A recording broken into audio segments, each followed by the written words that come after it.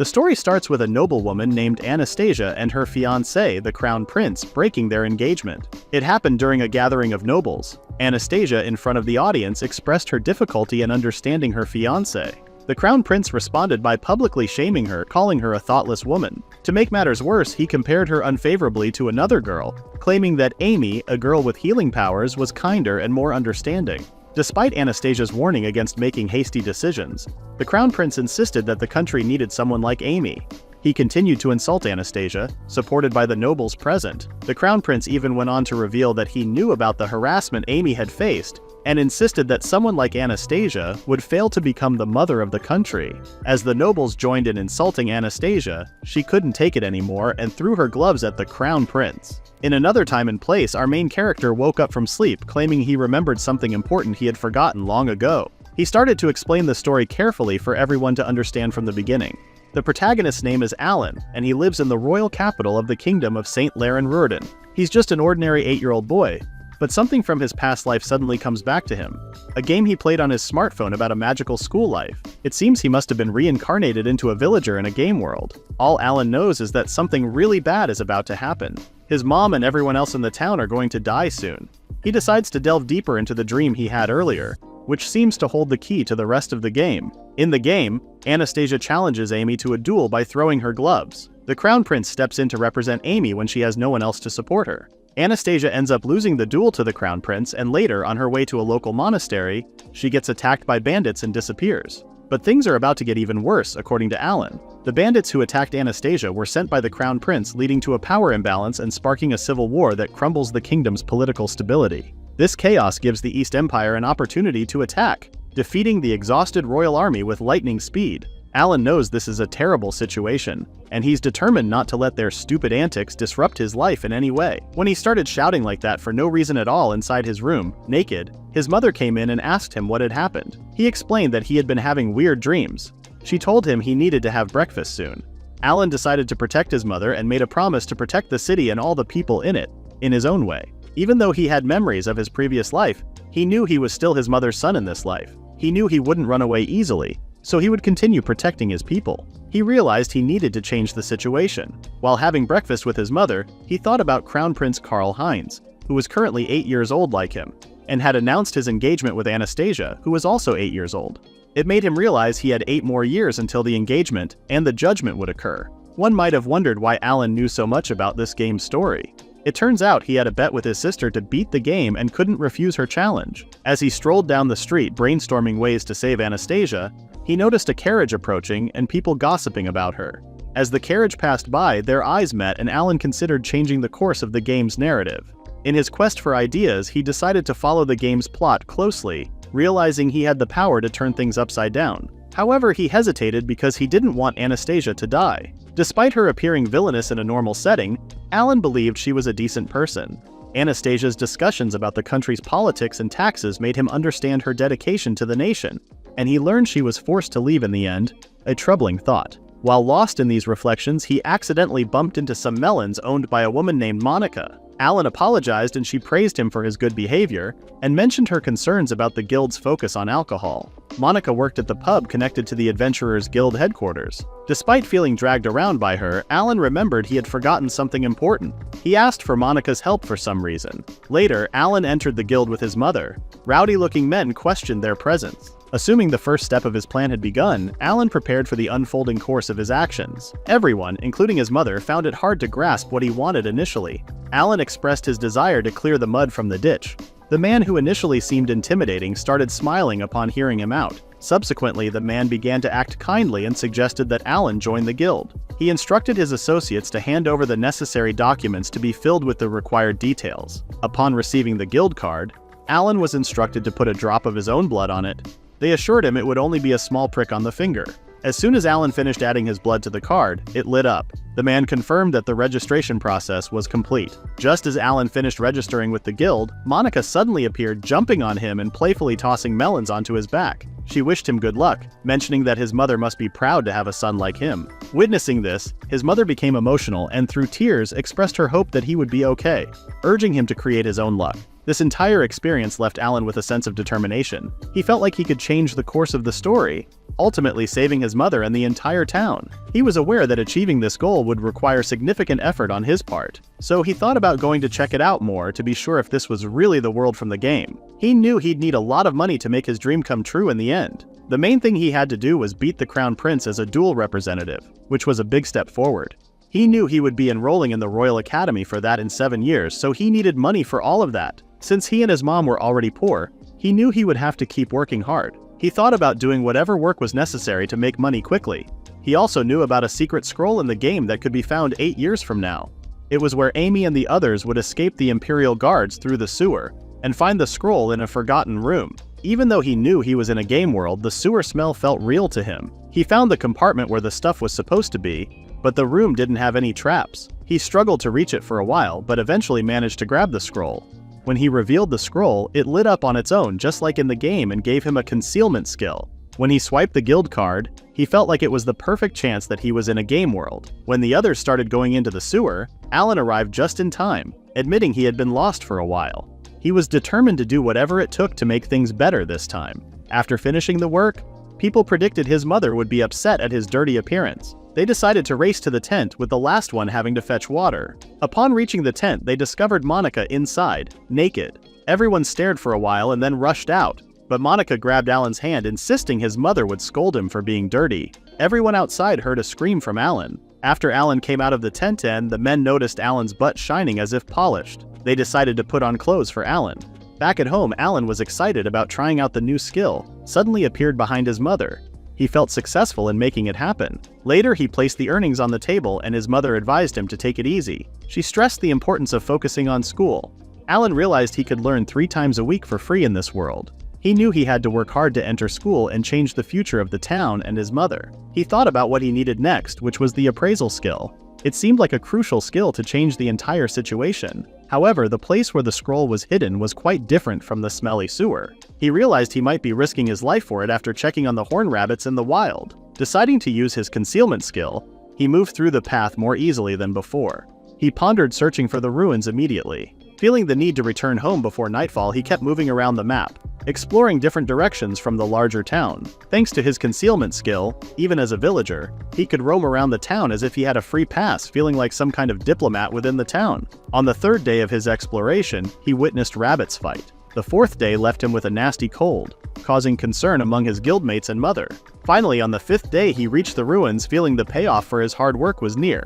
However, just as he thought he was close to his goal, he noticed approaching monsters. Seeking refuge under broken rubble, he faced a dilemma. Feeling trapped, he pondered how to use his current situation to his advantage. Surprised by the sudden appearance of goblins, he realized his concealment skill was crucial for survival. Worried it might wear off soon, he knew more goblins would jeopardize his chance at acquiring the skill scroll. As the monsters multiplied, he considered calming his nerves and questioned why the circumstances had changed. Taking deep breaths, he resolved not to return without finding the scroll. Believing in himself and the cheat skill from the Otomy game, he boldly approached the monsters, crossing them out to enter the ruins alone and explore the basement on his own. As he entered, he noticed the floors illuminated by the glowing moss. Unable to use a torch, he was fortunate to have another light source to guide him through the cavern. Upon exploring further, he found the place surprisingly pleasant. Hoping to avoid encountering monsters like goblins, he decided to search for the room containing the scroll. Despite spotting a lot of treasure, he only thought of coming across the scroll. While inspecting the room on his own, he noticed a goblin arriving and stacking coins to create a makeshift treasure. Examining the room closely, it seemed like a treasure room crafted by the goblins, an element not present in the original game. He speculated that someone had modified parts of the game. Soon the goblin sniffed the air, suspecting something amiss, but after an unsuccessful search, it ran away after getting scolded by another goblin. Alan, using the concealment skill, felt relieved when the goblins left. Convinced that his quest for the scroll triggered the script changes, he was most surprised to find the scroll hidden underground at the end of the room. He reflected on how fortunate it was that the goblins didn't notice it. After sneaking through the goblins like a stealthy rat, he miraculously returns home unscathed. Eager to develop his skills, he promptly activates the appraisal skill using his guild card. As he completes the process, a sense of progress washes over him, motivating him to work even harder. Soon, people in his town start recognizing his contributions and expressing gratitude for his societal efforts. Time passes, and upon his return to the guild, he notices everyone getting busy with various tasks. The guildmaster, Rudolph, announces a significant discovery. an ancient ruin northeast housing a goblin nest. There's talk of a potential subjugation mission. Reflecting on his past decision to secure the scroll, Alan feels a sense of accomplishment. However, a nagging thought creeps in.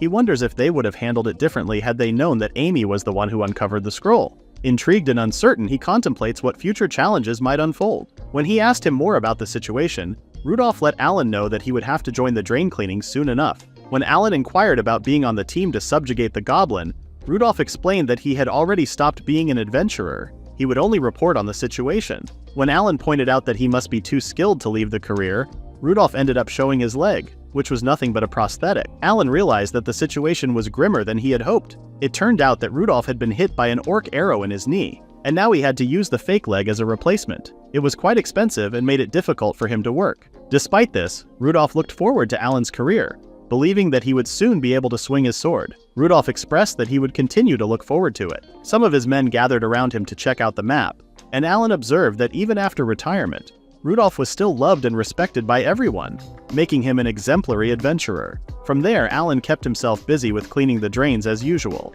The next thing that crossed his mind was alchemy, necessary for achieving his next goal. When his mother came in and asked what he was about to do, Alan claimed that he would go outside to buy some stuff and be gone until evening. Seeing him dressed up, his mother assumed Alan was going on a date. It appeared that Alan needed more than 10 million cents in his grasp, even though he required 15 in total to buy it. He started wondering how he could manage to obtain something so pay-to-win by earning money.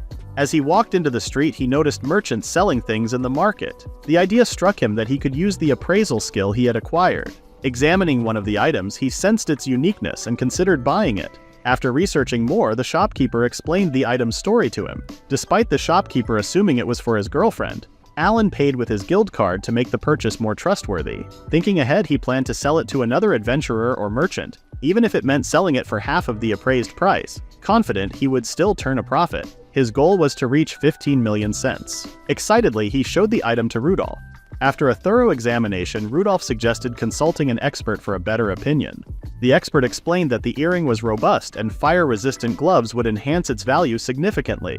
Despite Rudolph advising Alan to let the guild handle the sale, Alan, determined to do more, insisted on taking charge. Rudolph agreed but warned him of potential troubles if he sold it independently. Leaving the item in the hands of the expert, Rudolph shifted the focus to sword training. During their sessions, Rudolph consistently advised on sword techniques, emphasizing that the strength didn't lie in the sword itself, but in knowing how to use it effectively. As Rudolph continued reminding him not to neglect training, Alan realized that it was not enough to rely on the cheat skills he got. Rudolph instructed Alan like a Spartan trainer and made him run around 100 laps and swing his sword 100 times. By the end of the day, Alan fell to the ground due to fatigue, and Rudolph assumed that he could defeat a one-horned rabbit already. Days passed by. Training, buying items while appraising, and cleaning the ditches. Alan finally gained 15 million cents and he is now 11 years old. After eating breakfast, his mother wondered where he was going.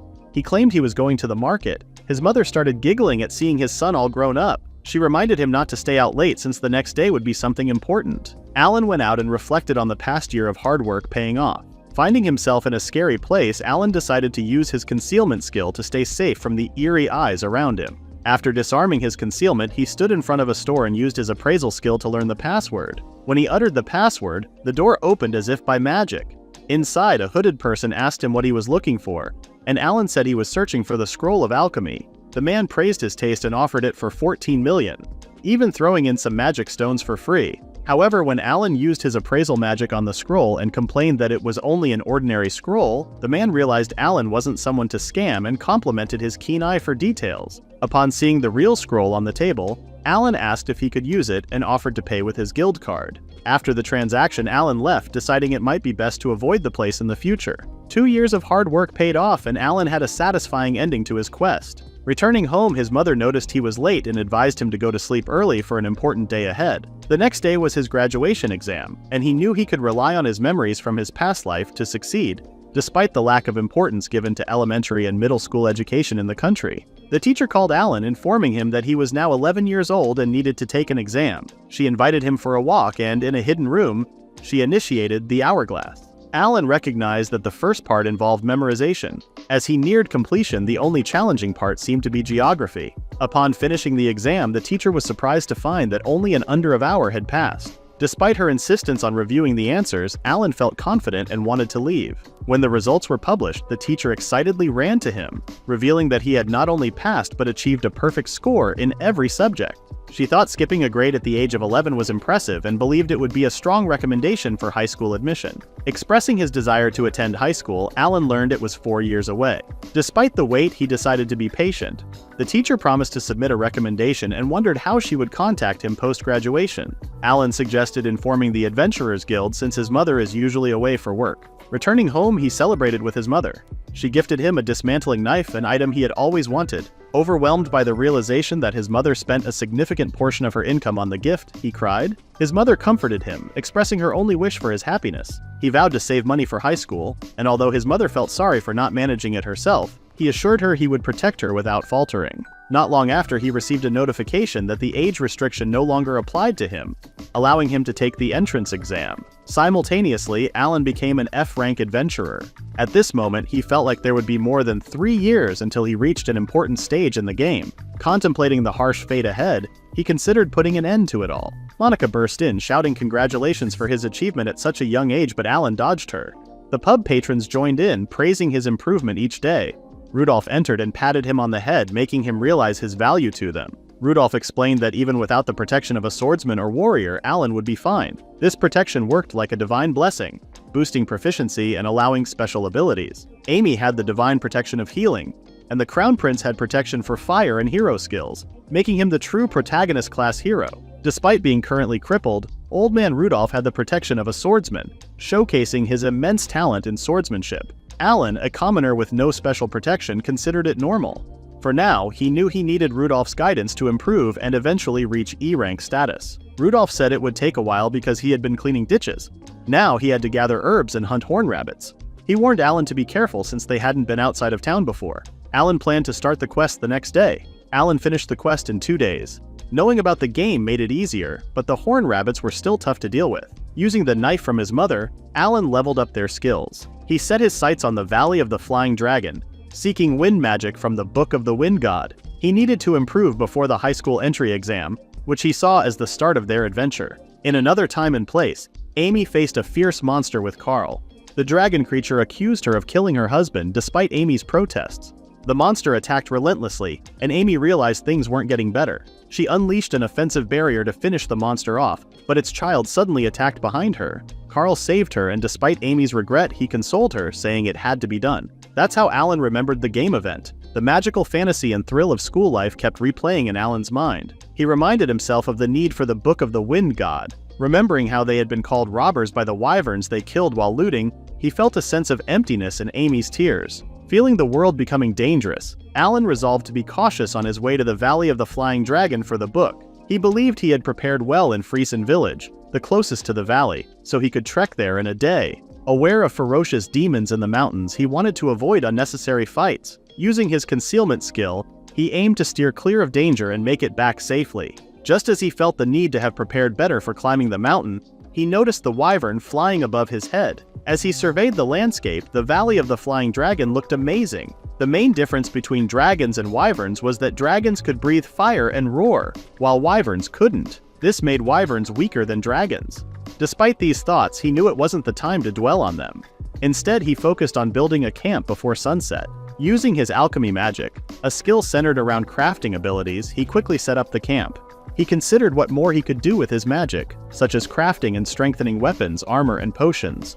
With magic stones, he discovered he could even maximize the ability to build wagons, huge forts, and even an item against the last boss, which turned out to be a darkness-corrupted Anastasia. This item would temporarily weaken Anastasia. After spending too much money and 3 years of hard work on his skills, he wondered if it would be enough. After a night in his camp, he restored the place to its original form in the morning. He then decided to visit the Temple of the Wind. Despite the constant attacks from the wyvern creatures draining the strength of anyone who approached, Alan confidently navigated the area using his concealment skill. When he arrived at the Temple of the Wind, he noticed a black wyvern lord lying in the middle. As he checked to see if it was asleep, contemplating sneaking in to collect a book, the spirit of the wind god called him out. He felt paralyzed and was told by the wind god that he had to ask a favor. Despite trying to use his concealment skill, it didn't work.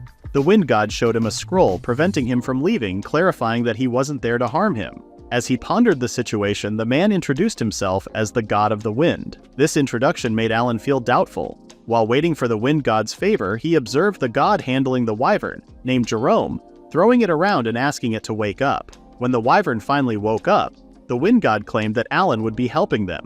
Jerome introduced himself as a wyvern lord. When asked to shake hands with Alan, Jerome hesitated and hid behind the wind god, who assured him it would be fine. The wind god then revealed that Jerome had fallen in love with another of his kind named Melissa, possessing traits of a sky dragon. Alan was not privy to the full details, but the wind god insisted that Alan needed to make their love story come true. If successful, divine protection would be granted and the scroll would be handed over as the wind god took responsibility for it. Alan realized it was impossible to take the book from the wind god. Alan felt that he would need to keep listening to the wind god, who promised to give rewards. The wind god didn't know much about lizard romance, so he left everything to Alan and disappeared. Alan then wondered about Melissa's appearance. From a distance, they observed the female wyvern, and Jerome kept hiding his face out of shyness.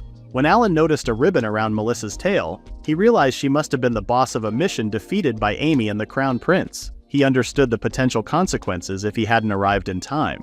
As Alan and Jerome talked, he noticed Jerome's shyness and lack of knowledge about Melissa. Frustrated, Alan called Jerome a stranger lurking around her. Alan suggested that Jerome should become friends with Melissa first. Approaching her, Melissa demanded to know who he was, expressing that she had never seen him before.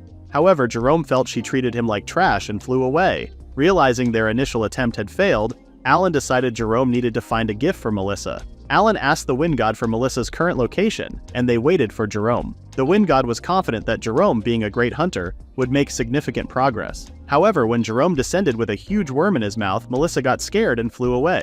Alan thought of pursuing Melissa with fashion, and Jerome flew away. However, it was also a failure. The wind god speculated that Alan might have another strategy. Alan believed that dressing well was more important than trying to look fashionable. He considered gentlemanly clothing from his past life, including a suit and necktie. He decided to create them using alchemy with magic stones from goblins. Alan ended up making a huge tie for Jerome, boosting his confidence. After using his abilities, Alan got tired, but Jerome was happy with the new attire. The wind god then opened a window to show Melissa. They suddenly heard a scream and Jerome's eyes widened as he discovered Melissa was in danger, surrounded by many dragons. While in panic, Jerome flew away to save his dear Melissa. When they reached Melissa, Jerome fought the surrounding wyverns to protect her. Jerome, surprisingly emotional, insisted they stay away from Melissa, shocking her. Despite dragons picking fights with Jerome, he pleaded with Melissa to run for her safety.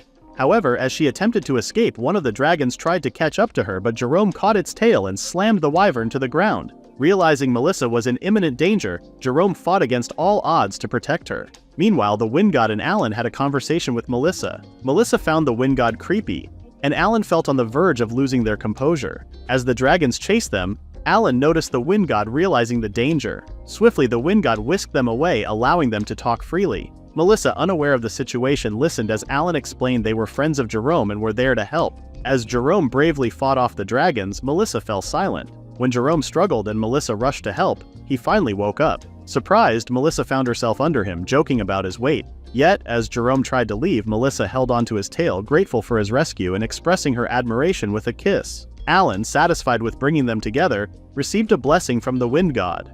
The god announced a future gift for Jerome and Melissa after their marriage, leaving Jerome flustered. Melissa wondered if he was ready for such responsibility.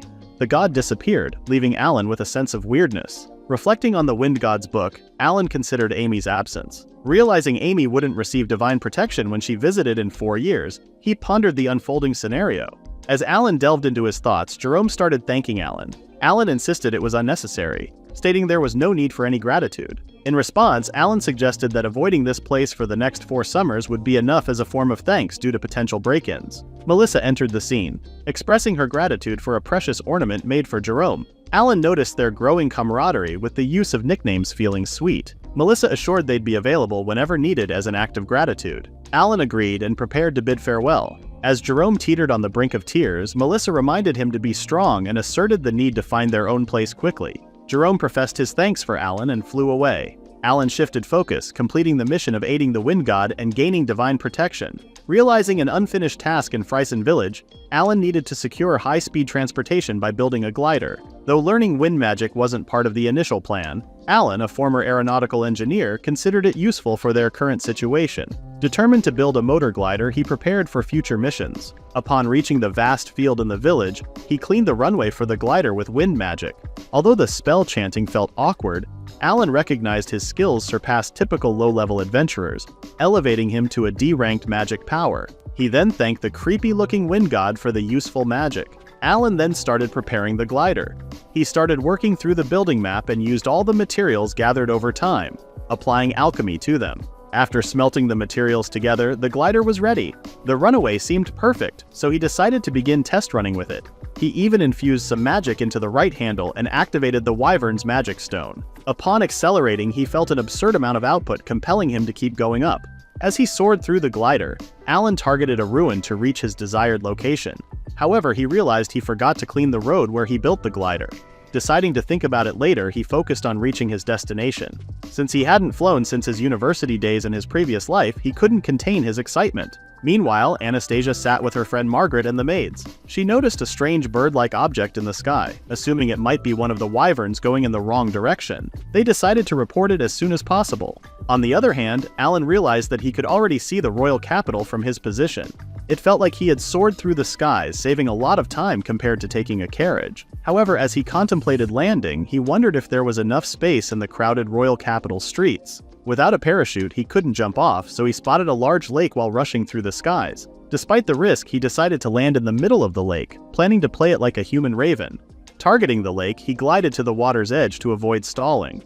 He believed that deaccelerating would result in a better water landing. Just as he was about to land, Alan initiated magic reverse thrust, successfully entering the water with reduced impact. Although he felt careless, he was relieved to find that most of his belongings were safe. However, he noticed that his improvised technological alchemy started burning, revealing the hidden secret behind alchemy. Despite the successful flight, Alan regretted losing two precious wyvern magic stones, the wyvern's femur, and even the wings in one disastrous flight. When he finally met Rudolph, he greeted Alan and noticed that he had been dripping water all over the place, which made him rather curious about his situation. Just as he began to talk about Alan leaving his mother, Monica came in to scold the old man, saying that Rudolph must have been the one to pour a bucket full of water on Alan's head. However, Alan cleared the situation and she began to worry about him catching a cold. She started taking him with her to have a bath together, assuming that it had been a long time since they had bathed together. Instead of thinking much about the situation, Alan began taking the magical shower, which was considered rather expensive in this world. He took the change of clothes that he had kept in the guild for himself.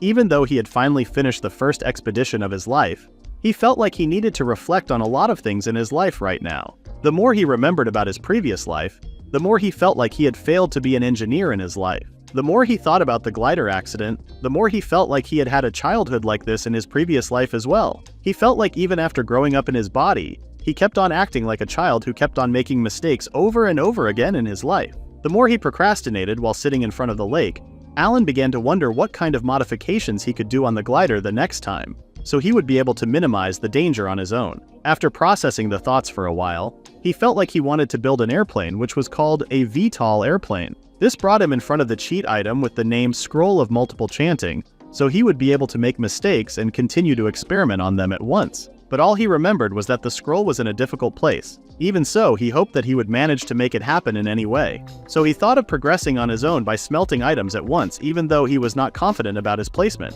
He felt like the new modification would help him out in various ways, and it seemed to be a plane customized especially for the mission that he had in front of him to reach the destination. Alan once rode the glider again to soar through the skies.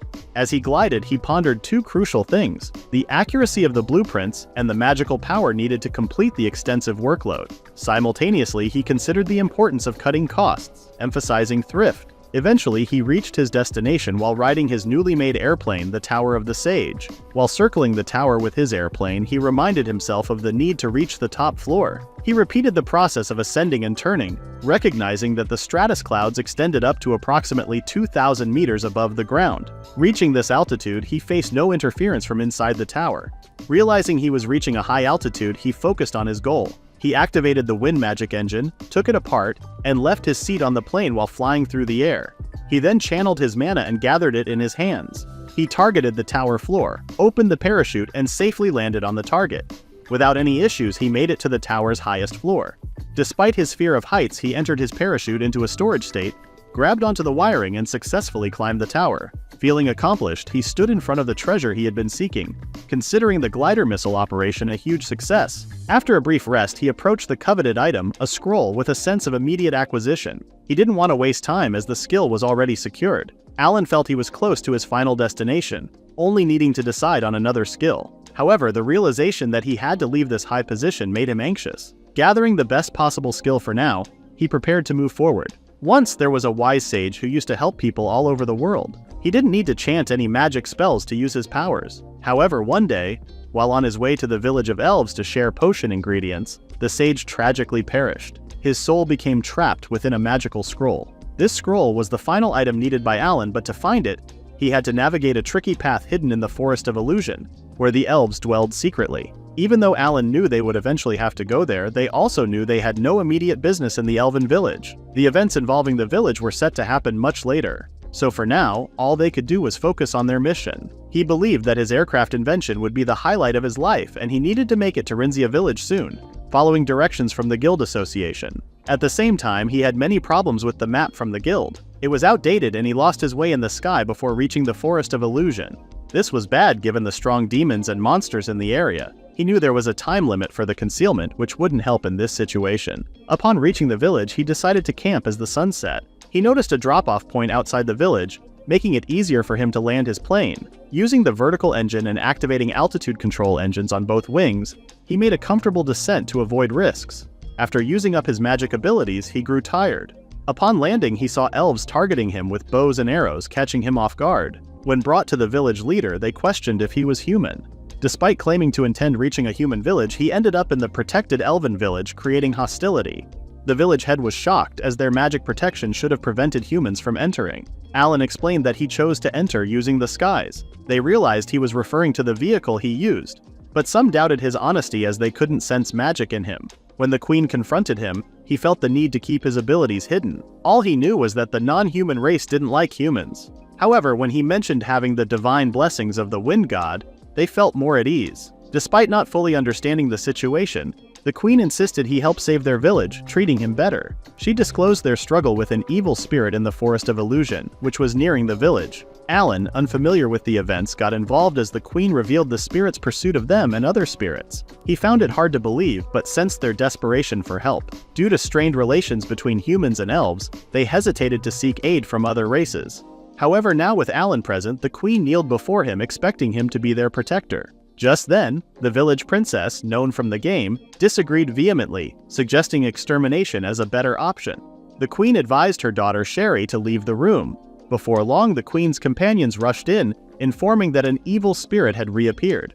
Sherry, instead of waiting for her mother's advice, immediately started running towards the commotion. Realizing the urgency, Alan understood he needed to take action. As the guards flooded the area, Alan observed that the evil spirit seemed to be acting independently. The more he scrutinized it, the more he sensed it might be a wizard. Curious, he bombarded the queen with questions about the mysterious person.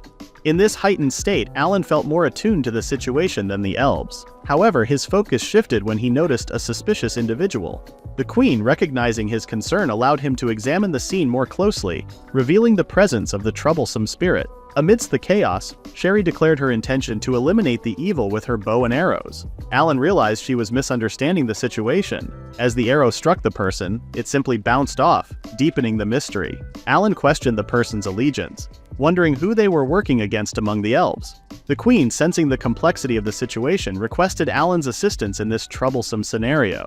Alan started to wonder about the mysterious person who suddenly posed a threat to the village. As they delved into the identity of this surprising figure, Alan considered convincing the individual, initially labeling him as a wizard. However, the man insisted that he was a middle-aged virgin, surprising Alan. After some conversation, Alan, still curious, began to inquire further about the man's virgin status. The man explained that his parents had imposed it on him, revealing his name as Loringas. As Alan thought about this middle-aged man pursuing a young girl, he became increasingly uneasy, feeling like a significant crime was being committed. Alan questioned the man about his actions, and in response, the man expressed a desire to meet the spirit from the village of the elves. He claimed that the spirit had lived for thousands of years but remained in the form of a little girl, which was considered as a legal loli. The situation made the elves uneasy, suspecting the presence of an evil spirit. They couldn't see the man and started acknowledging and encouraging him to handle the situation. The elves had high expectations, believing Alan could bring about a positive change.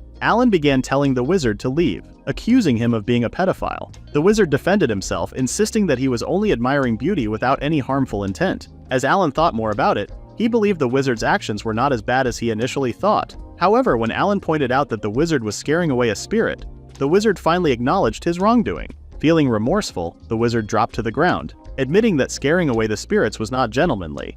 Alan insisted the wizard should leave, and the wizard, confused, mentioned going to the village of elves, not realizing he was already there. Surprised by this information, Loringas tried to ran toward the queen, but Alan stopped him since he looked a lump of evil thoughts to the eyes of the elves. During their conversation, the wizard started talking about an elixir, making Alan realize it was likely the main reason for his presence. Alan then directed him towards the queen of the elves. The middle-aged wizard then listed the things he needed from the elves to create an elixir. When Alan shared this information with the queen, she thought it could be managed and instructed her people to gather the required items for the man's potion making. After inspecting the items, the man felt that he finally had everything he needed and expressed gratitude to Alan for the initial help. As soon as the man left, cheers erupted from everyone, including the queen, who perceived him as someone superior. Even Sherry, captivated by him, assumed he must be beneficial for the elves. The villagers kept urging him to take a break in their village, and Alan spent time in the hot spring within the elven village. As he sat alone in the spring, he reflected on the situation and felt like he might have done something wrong during the entire event. An elven individual then approached, suggesting that he should watch his back, making Alan uneasy about the man's intentions from the start. After he finished resting in the spring, he started hearing a strange noise in the middle of the village. The queen arrived, announcing that the spirit of light had been born. A spirit began playing with a little kid, and the queen mentioned that it had been 800 years since the last spirit of light was born in the human world. Although Alan felt a connection to something that happened in a game he played before, he was certain that Amy's birth had nothing to do with this event. As the spirit approached, everyone pointed at Alan, and the spirit thanked him, claiming he had saved her life the day before. She explained that he was the reason she could create the elixir, which turned him into a spirit. Confused, Alan wondered if the spirit was the person he was thinking of based on his tone. The spirit mentioned that he had transformed into a lowly to understand them better. Alan, feeling like he was losing his mind, learned that the spirit was no longer Loringas. She had made a contract with Millie, the elven kid, and her name was now named Lou. After learning the news, the queen became quite happy. As Alan reflected on what had happened with Amy, he felt on the verge of losing control. He convinced himself that it wasn't his problem at all. At that moment, Lou approached him with a scroll. When he inquired about it, she explained that it was a chantless scroll she had created. Lou wanted him to have it as a token of gratitude for what he had done for her in this life. She shared that she had spent her entire life trying to become a lowly, and now, thanks to Alan, she had achieved it. Alan realized she was serious about it. As he contemplated the situation, he felt a sense of chaos and mixed emotions, getting something from a pervert. Expressing his gratitude to everyone in the village for their support, Alan found Sherry repeatedly knocking on the glider to confirm if it really flew. Meanwhile, the queen decided to gift Alan an amulet crafted with the prayers of the elven villagers. It would serve as a symbol of their friendship and offer support as a token of appreciation for saving the village. When he was getting ready to fly, the queen told everyone to move aside. Sherry was amazed to see that he could actually fly. Alan assured them that he would come back to visit. When he finally said goodbye to everyone, Lou waved her hand at him. Alan thought about returning to his hometown after accomplishing the most important thing he had to do. Now that he completed phase 1 of his mission in life, he considered moving on to the next one. Alan believed he had everything he needed, and the only thing left was to improve his strength and raise his level. As he pondered how to enhance himself, Rudolph asked if Alan was thinking about his goblin-slaying debut.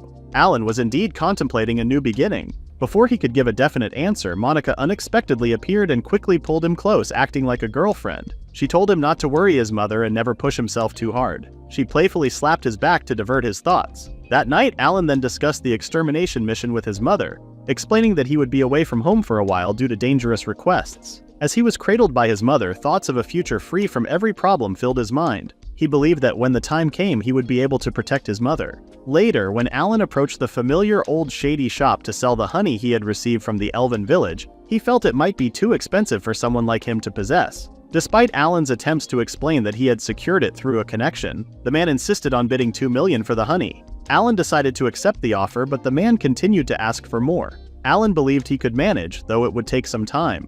When he requested a magic bag the size of the room, the shopkeeper burst into laughter, claiming such a thing didn't exist, not even in dreams. Despite the shopkeeper's incredulous words, Alan was certain such a bag existed in the world. Deciding to leave the shop for the time being, he envisioned successful expeditions in the future, driven by his own improvements, allowing him to make progress. He entered the village of Streusen and met the village chief, who explained they were struggling to find help. Alan decided to stay in the village, and the old man offered him free lodging, but he had to pay for his own food. Alan couldn't stop thinking about the goblins he was going to hunt. After pondering for a while, Alan came up with the idea of using an AK-47 Kalashnikov. He used concealment magic to explore the forest, suspecting there might be a labyrinth where goblins appeared. Prepared for a fight, he entered the forest and soon spotted a goblin. He shot at it from a distance, wondering if it was truly down. Approaching the fallen monster, he realized he had successfully finished it off with 3 chest shots, obtaining a magic stone. As Alan continued using the gun, the fight started to feel easier. It seemed like an illusion to him. By the end of the day, he had defeated 12 goblins, making him feel more capable and in control of the situation. After Alan made the payment, he thought about doing it again. One day, he considered leaving for the labyrinth. Even though he spent the week in the forest, he didn't encounter any goblins. This led him to decide to venture into the labyrinth. He knew that confronting and defeating goblins attacking villagers was a key event in the game, boosting one's level. However, the challenge was that labyrinths were guarded by formidable bosses.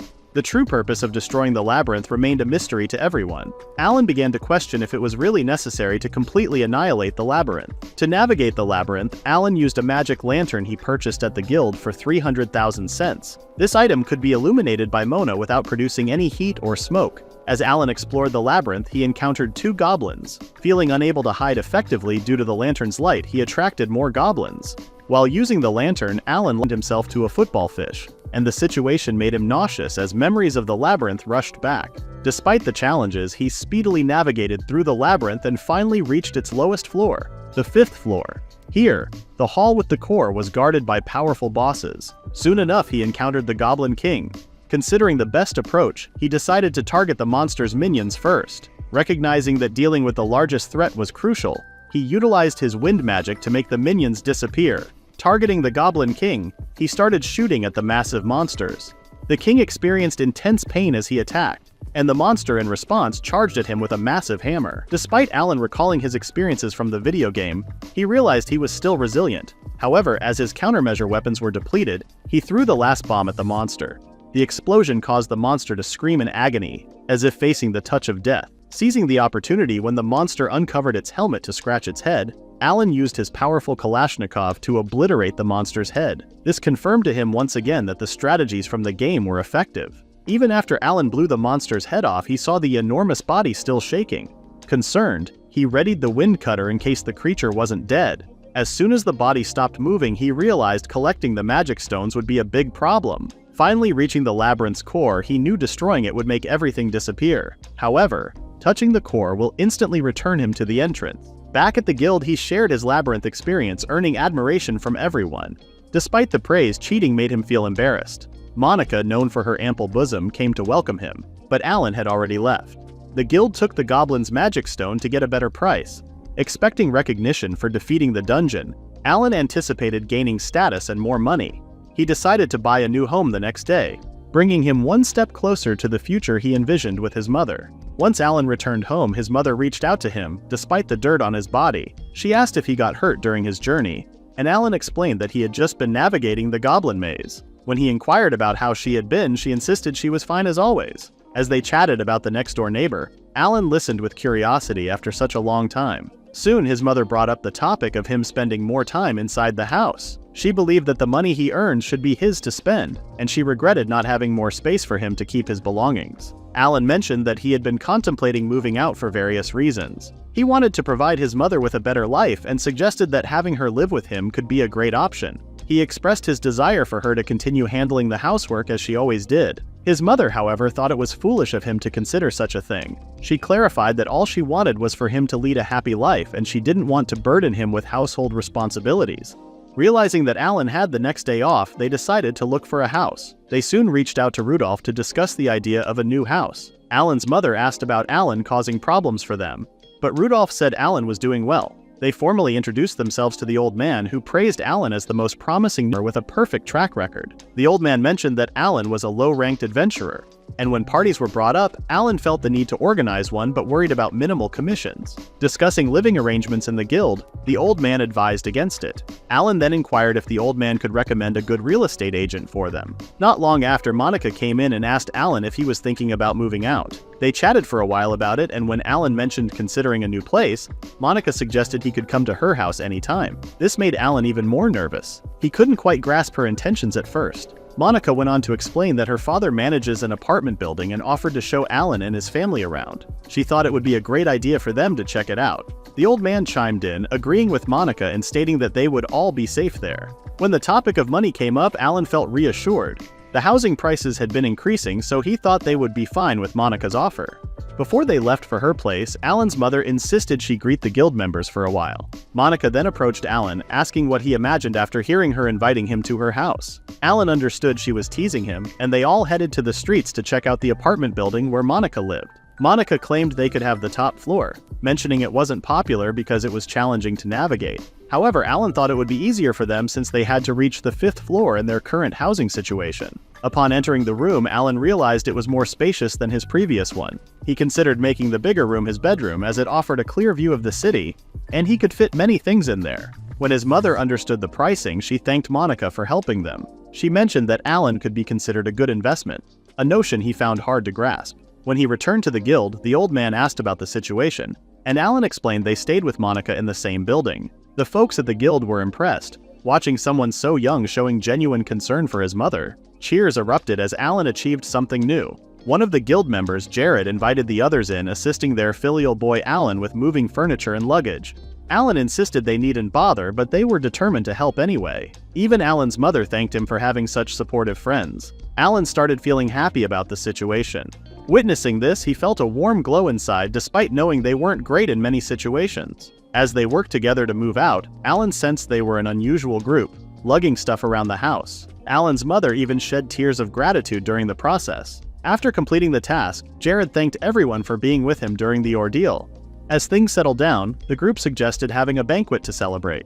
Alan's mother expressed gratitude for the support they received and hoped to stay in the house for as long as possible. Alan, determined to improve his life, felt a strong urge to protect those around him. When everyone gathered to share a drink, the drunk old men started talking about how beautiful Alan's mother was. They all competed to be Alan's future father-in-law, but Rudolph told them to stop the uncomfortable topic. Just when Alan felt thankful to him, Rudolph announced that he was the one gunning for Alan's mother. Alan couldn't accept seeing his master hitting on his mother. The night concluded with a beautiful event, and the next morning, Alan resumed his work. He continued honing his skills to combat monsters and earned more money in the Goblin Maze using the same technique. Over time, Alan gained the title of Goblin Slayer due to his persistent dedication to eliminating goblins. Shortly after, a bipedal wild boar appeared in the forest. Alan aimed and shot it with his machine gun. He unknowingly killed one of Inosuke's brethren. Alan was situated in a forest known as Orc Forest, where people had established a wooded area to deal with monster attacks. Mountain orcs posed a threat to humans, but their meat was valuable. Residents created this area to defend against monsters, and Alan took on the task of reducing the danger. Unbeknownst to him, these orcs were connected to the Great Orc Maze, which was Alan's next target for leveling up and earning rewards. Alan used hollow bullets that deformed to increase the destruction area, primarily using them for hunting. Given the toughness of orcs, he used hummingbirds and Kalashnikovs for stronger opponents. He decided to venture into the maze the following day. In the evening, Alan savored the meat from the orc he had killed, experiencing a sense of ecstasy. Strangely, he even appeared in front of us naked. The following day, he visited the Grand Orc Maze. Similar to a regular maze, one had to defeat weaker orcs before reaching the boss. Instead of collecting meat, he gathered magic stones from them since there was no space for meat in his bag. Consequently, the final boss, along with the average bosses from earlier, awaited him at the end. He decided to employ the same tactics as before, initially targeting orc sorcerers and priests. He created a smoke screen followed by activating concealment. Unexpectedly, the main boss counterattacked with magic. Looking up, he realized the king was controlling the attacks against him. To break the connection, he needed to separate them. Creating another smoke screen, the monsters anticipated an attack from behind, but Alan surprised them by using chili pepper extract from the opposite side. While the monsters were frozen in disbelief, he shot them all with his machine gun. During this chaos, the Orc King's eyes had healed, making him a formidable opponent. Striking a pose, the monster charged toward Alan. Although he periodically shot at him, the bullets bounced off. Alan successfully dodged the Orc King's attack, causing the monster to hit the wall. Although frightened, Alan managed to escape unscathed. He quickly activated his concealment ability and switched his weapon to a Kalashnikov. Aiming the Orc King's vulnerable spots between the eyes and the heart, Alan shot at the monster. Infuriated, the Orc King aggressively approached Alan. Without hesitation, Alan fired another shot, making the monster crash into the wall once more. Alan, anticipating the next move, rolled on the ground, preparing for his next attack. To his surprise, he realized the Orc King had succumbed to a fatal shot in the heart. Despite limited space in his bag, Alan decided to collect some of the monster's meat. At the heart of the maze, Alan discovered a treasure, a fertility bracelet that increases a woman's pregnancy rate. This puzzled him, leading him to question the inclusion of such items in the game. Regardless, he emerged victorious, conquering the labyrinth of the orcs. In the elf village, we see a peaceful atmosphere. The place where the kids play has now turned into an airport. Alan often visited the village to buy honey, and the villagers were always friendly, helping him take care of the airport. It was a favorite place for kids to play games, including archery. Sherry, as usual, kept kicking Alan's aircraft, but thankfully it never broke. When Alan celebrated his 13th birthday, he became eligible to move up to level D and earned the title of Orc Slayer. The queen informed him that the honey he requested was loaded onto his glider, and he thanked her. She offered it for free, but Alan insisted on paying, explaining that his mother loved it. The queen then asked about Alan's next journey, which he revealed would take him to the Wind Mountain Maze. In the game, this maze had a difficulty level of 30, much more challenging than the Orc Maze and Dragon Valley at level 15. At the end of the Wind Mountain Maze awaited Blizzard Phoenix, a tough opponent that Alan didn't feel ready to face. The Elf Queen inquired about the maze's danger level, but Alan assured her that he could handle it thanks to the amulet she had given him. As they talked, our resident ex-Lolicon, the Spirit of Light Lu, approached them, expressing concerns about not joining Alan on his journey. This left Alan somewhat relieved not to have such a weird person following him. In the Wind City, within the Zyvan Guild, Alan approached the mission to conquer the Wind Mountain Labyrinth alone. The Guildmaster was surprised by his decision but granted him permission to proceed. It was crucial to enter the maze with permission. Otherwise, any items obtained would be considered stolen. The Guildmaster had told Alan to reach only the first level, but Alan assured him that he would proceed cautiously among the experienced adventurers tackling the maze's conquest. His solo approach seemed reckless to others. In the Labyrinth of Wind Mountain, the record for conquering the 30-level maze was only 8 levels. It was a complicated maze with challenging challenges. Despite this, Alan had a trump card, his new Saiga 12 shotgun. His shotgun broke the adventurer's record, allowing him to reach level 28 with floating islands, where manipulating wind force could move you to different islands. Alan discovered a hidden treasure room at the base of one floating island. Instead of the conventional method, he used his smelt skill to create steps and claim the treasure. The reward included rings capable of reviving a person once if they died. Eagerly, he took both rings and proceeded toward the door leading to the main boss. Before facing the boss, Blizzard Phoenix, Alan decided to seize more treasures. Blizzard Phoenix attacked immediately, releasing spikes from the ice. However, Alan knew this from the plot and made a shield in advance. After passing the first attack, the remaining attacks were only a combination of concealment and machine attack. A bullet hit the Phoenix, but he quickly stepped back. Alan tried to activate concealment, but the Phoenix attacked him with a snowstorm and ice arrows. This slowed down Alan, who created a boulder and hid behind it. While hiding, the Phoenix continued its magical attacks. Alan decided to use Nikov from a distance and then Saiga. He turned on concealment and shot at the Phoenix. Immediately, he created another boulder to hide behind. He waited until the Phoenix's attack stopped, came out of hiding, and attacked the Phoenix several times. The Phoenix was badly injured, and Alan hid behind a boulder again.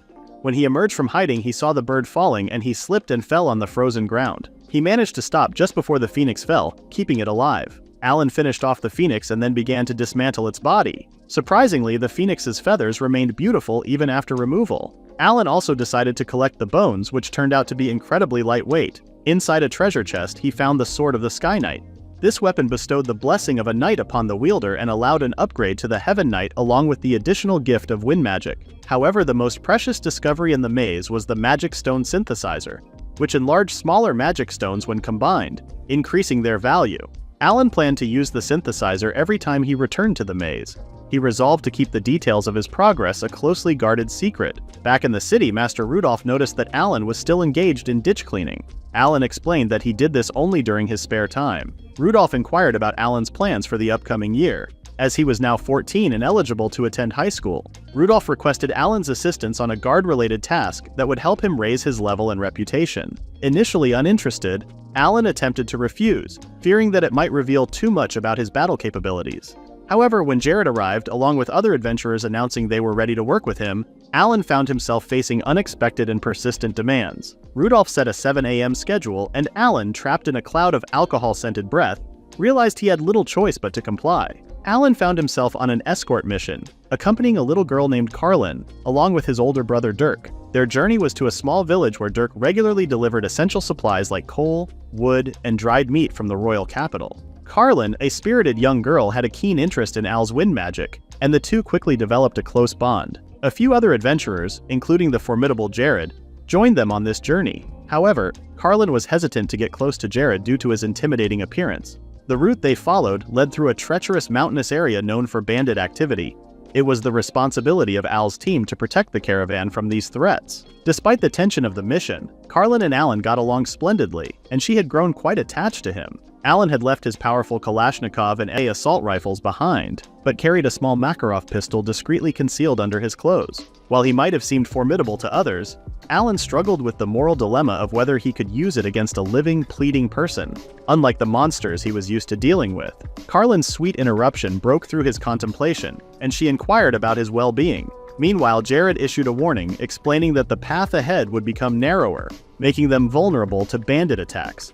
The carriage, pulled by horses, pushed forward, but suddenly a barrage of stones began to rain down from a nearby cliff. These stones obstructed their path, bringing Dirk's carriage to a halt. Bandits swiftly encircled the carriages, closing in from both the front and the rear, brandishing daggers and demanding the goods they carried. The adventurers instructed Dirk to stay inside the carriage while they unsheathed their swords and readied their bows. Amidst this tense standoff, a skirmish erupted with one adventurer successfully striking a blow against one of the bandits. Jared, the leader of the expedition, ordered Alan to employ his magical abilities against the bandits. Although Alan was proficient in dealing with monsters, he found himself grappling with which technique to use on humans. When one of the bandits nearly lunged at a fellow adventurer, Alan swiftly employed his wind magic, injuring the assailant. The other bandits, now aware of his extraordinary abilities, panicked and fled. Jared then instructed Alan to eliminate the remaining bandits, but Alan's compassion and moral quandaries deterred him, causing the bandits to escape. While the other adventurers celebrated their victory, Jared stayed furious, directing his anger at Alan, the 14-year-old boy who had spared the lives of the bandits. Alan, confused, explained that he couldn't bring himself to kill people. Jared insisted on the importance of eliminating such threats, likening them to monsters that could harm others in the future. With a stern message, Jared retreated into the carriage, leaving Alan puzzled. His senpai asked Alan for help in clearing rocks from the road. They quickly finished the task, ensuring a safe journey to the village. Upon arrival, they were greeted by joyful villagers and children engaged in village business. Excitedly, the villagers rushed to help unload the cargo. The girls in particular eagerly examined the clothes before bringing them inside. Carlin initially wanted to appear cool and different, but ended up choosing a dress she liked. Dirk distributed the requested goods to everyone. Alan observed in silence as Jared questioned why the mission would have failed if he had been the leader. Alan straightforwardly replied that it was because he didn't kill the bandits. Jared acknowledged his mistake, stating that there wasn't much difference between monsters and these bandits. He vowed not to delay next time. Alan understood his words. At that moment, their conversation was interrupted by Carlin and a group of small children. They were curious to see his wind magic. Jared decided to leave, allowing Carlin to entertain the children. As the sun dipped below the horizon, Alan continued demonstrating his wind magic. The kids eventually went back to their homes, and the evening brought a lively village celebration, a customary event for welcoming male visitors. Despite the villagers being gracious hosts, this village had a unique practice. Men from afar would come to fertilize the women to prevent their blood from thickening. During the celebration, Alan was surprised when one of the older women invited him to bed. Flustered, Alan questioned the peculiar customs, feeling like he had stumbled into an Otome game. The group had planned to stay in the village for 3 days. The tranquility of the evening was disrupted by bed activity noises echoing from the neighboring rooms. Alan later noticed tired men emerging from their overnight accommodations, a common occurrence as they didn't have wives of their own. Alan had intended to spend the next day playing with the children, but the village had delivered devastating news. Carlin had been kidnapped. The announcement filled Alan with horror and dread as he worried about the safety of his young friend. Carlin and other children had been abducted while playing outside the protective walls of the village. Upon hearing the distressing news, Alan quickly changed into his adventure gear. Feeling guilty, and thinking that his failure to deal with the bandits had caused the current dire situation. Fueled by remorse, he was determined to rescue Carlin and the other kidnapped children, blaming himself for the whole predicament. Alan approached Jared, admitting that the abduction was his fault for not taking decisive action against the bandits earlier. Jared agreed with Alan's assessment but advised him to stay calm. He explained that he would handle the rescue mission alone because adventurers usually only intervene in cases requested by the Scent, and the bandit leader had sent a letter to the village with demands for the hostages' safety. The letter stated that the village needed to provide women, food, and money, and any resistance would lead to the death of the captive children. Jared's words served as a harsh reminder of the serious consequences of their previous encounter with the bandits. As Alan fell into a heavy silence, the other adventurers pondered the challenging situation. Jared then asked Alan directly if he was now prepared to kill the bandits in order to save the kidnapped children. Recalling Carlin's innocent and endearing smile, Alan responded with newfound determination, confirming his readiness to take lives to rescue the innocent. The adventurers decided to accept the village's request despite the moral dilemmas it posed. In this moment of crisis, Dirk, Carlin's older brother, grasped Alan's hand and implored him to save his sister. Alan gave Dirk his word, promising to do whatever it took to rescue Carlin. Accompanied by Jared, he embarked on a mission to track down and confront the bandits who had kidnapped Carlin and other children from the village. Jared explained that there were only a few places where the bandits could be hiding, and they were a couple of hours away from their current location. They reached a vantage point in the forest from which they could observe the bandits' hideout. The hideout was situated in a cave with a spacious interior, suggesting the presence of around 30 bandits. Alan was determined to approach the hideout stealthily, a decision that Jared initially found to be a reckless idea. However, Alan was confident in his stealth abilities, and believed that there might be fewer bandits inside the cave than anticipated. Jared had questioned his actions, wondering what he would do if they discovered about 10 bandits inside. Undeterred, Alan assured Jared that he had a plan. After testing his magic, Alan asked Jared to trust him, emphasizing the importance of the children's lives being at stake. Although hesitant, Jared trusted him but warned that if Alan failed, the children would die. Alan thanked Jared for his trust and went to their hideout with his senpai hidden and awaiting his signal. Carefully navigating the area, Alan utilized his concealment magic to make himself virtually invisible. This ensured that he would not be detected as he approached the bandits' hideout, a cave in the mountains. At the cave entrance, a guard stood who had been present during the attack on the carriage. Despite his anger, Alan refrained from killing the guard and silently entered the cave. Using his appraisal magic, Alan assessed the cave's interior, realizing it was more spacious than he had initially thought. Now, his primary objective was to locate the abducted children inside the cave. As he examined the area, he counted about 13 bandits and identified 3 different paths within the cave.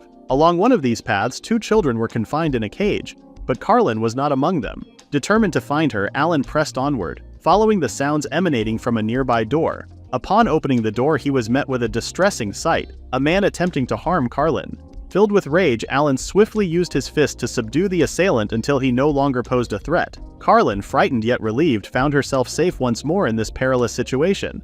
Alan extended his hand to assure her safety. Carlin, with a mix of embarrassment and delight, almost shouted his name, but Alan quickly silenced her, urging her not to make noise. Calming down, Carl took her hand and led her to a secure place while he rescued other children. He sealed the room with a stone to prevent anyone from finding it, activating a concealment.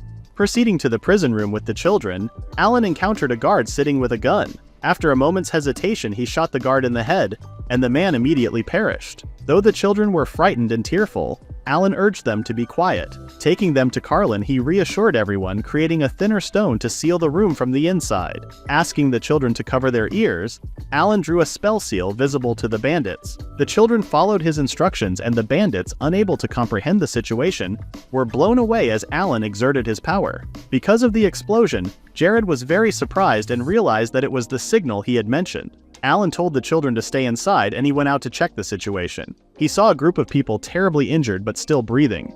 He considered whether to eliminate them but chose to prioritize evacuating the children. At that moment, one of the surviving bandits attempted to attack him with a dagger in his mouth, but Jared quickly took him down. Alan was surprised to see Jared and felt relieved. He instructed everyone to return to the village. As they emerged from the cave, Alan praised Carlin for her excellent job in holding on. The children, overwhelmed with emotion, cried and rushed to hug both Alan and Jared. The heads of the bandits who had attacked the children were hung on the village's fence as a form of public humiliation. After this grim task, his senpai instructed Alan to prepare for their journey back to the capital. Meanwhile, the other adventurers returned to deal with any surviving bandits. In a world where failing to defend oneself could lead to death, The necessity of eliminating the bandits, as cruel as it seemed, was emphasized. This harsh reality was apparent to Alan, and it was a lesson he needed to learn. The adventurers loaded their belongings onto the carriage in preparation for their return to the capital. As they made these preparations, 3 children approached Alan to express their gratitude for his heroic actions in rescuing them. They also asked if he would show them his wind magic again someday.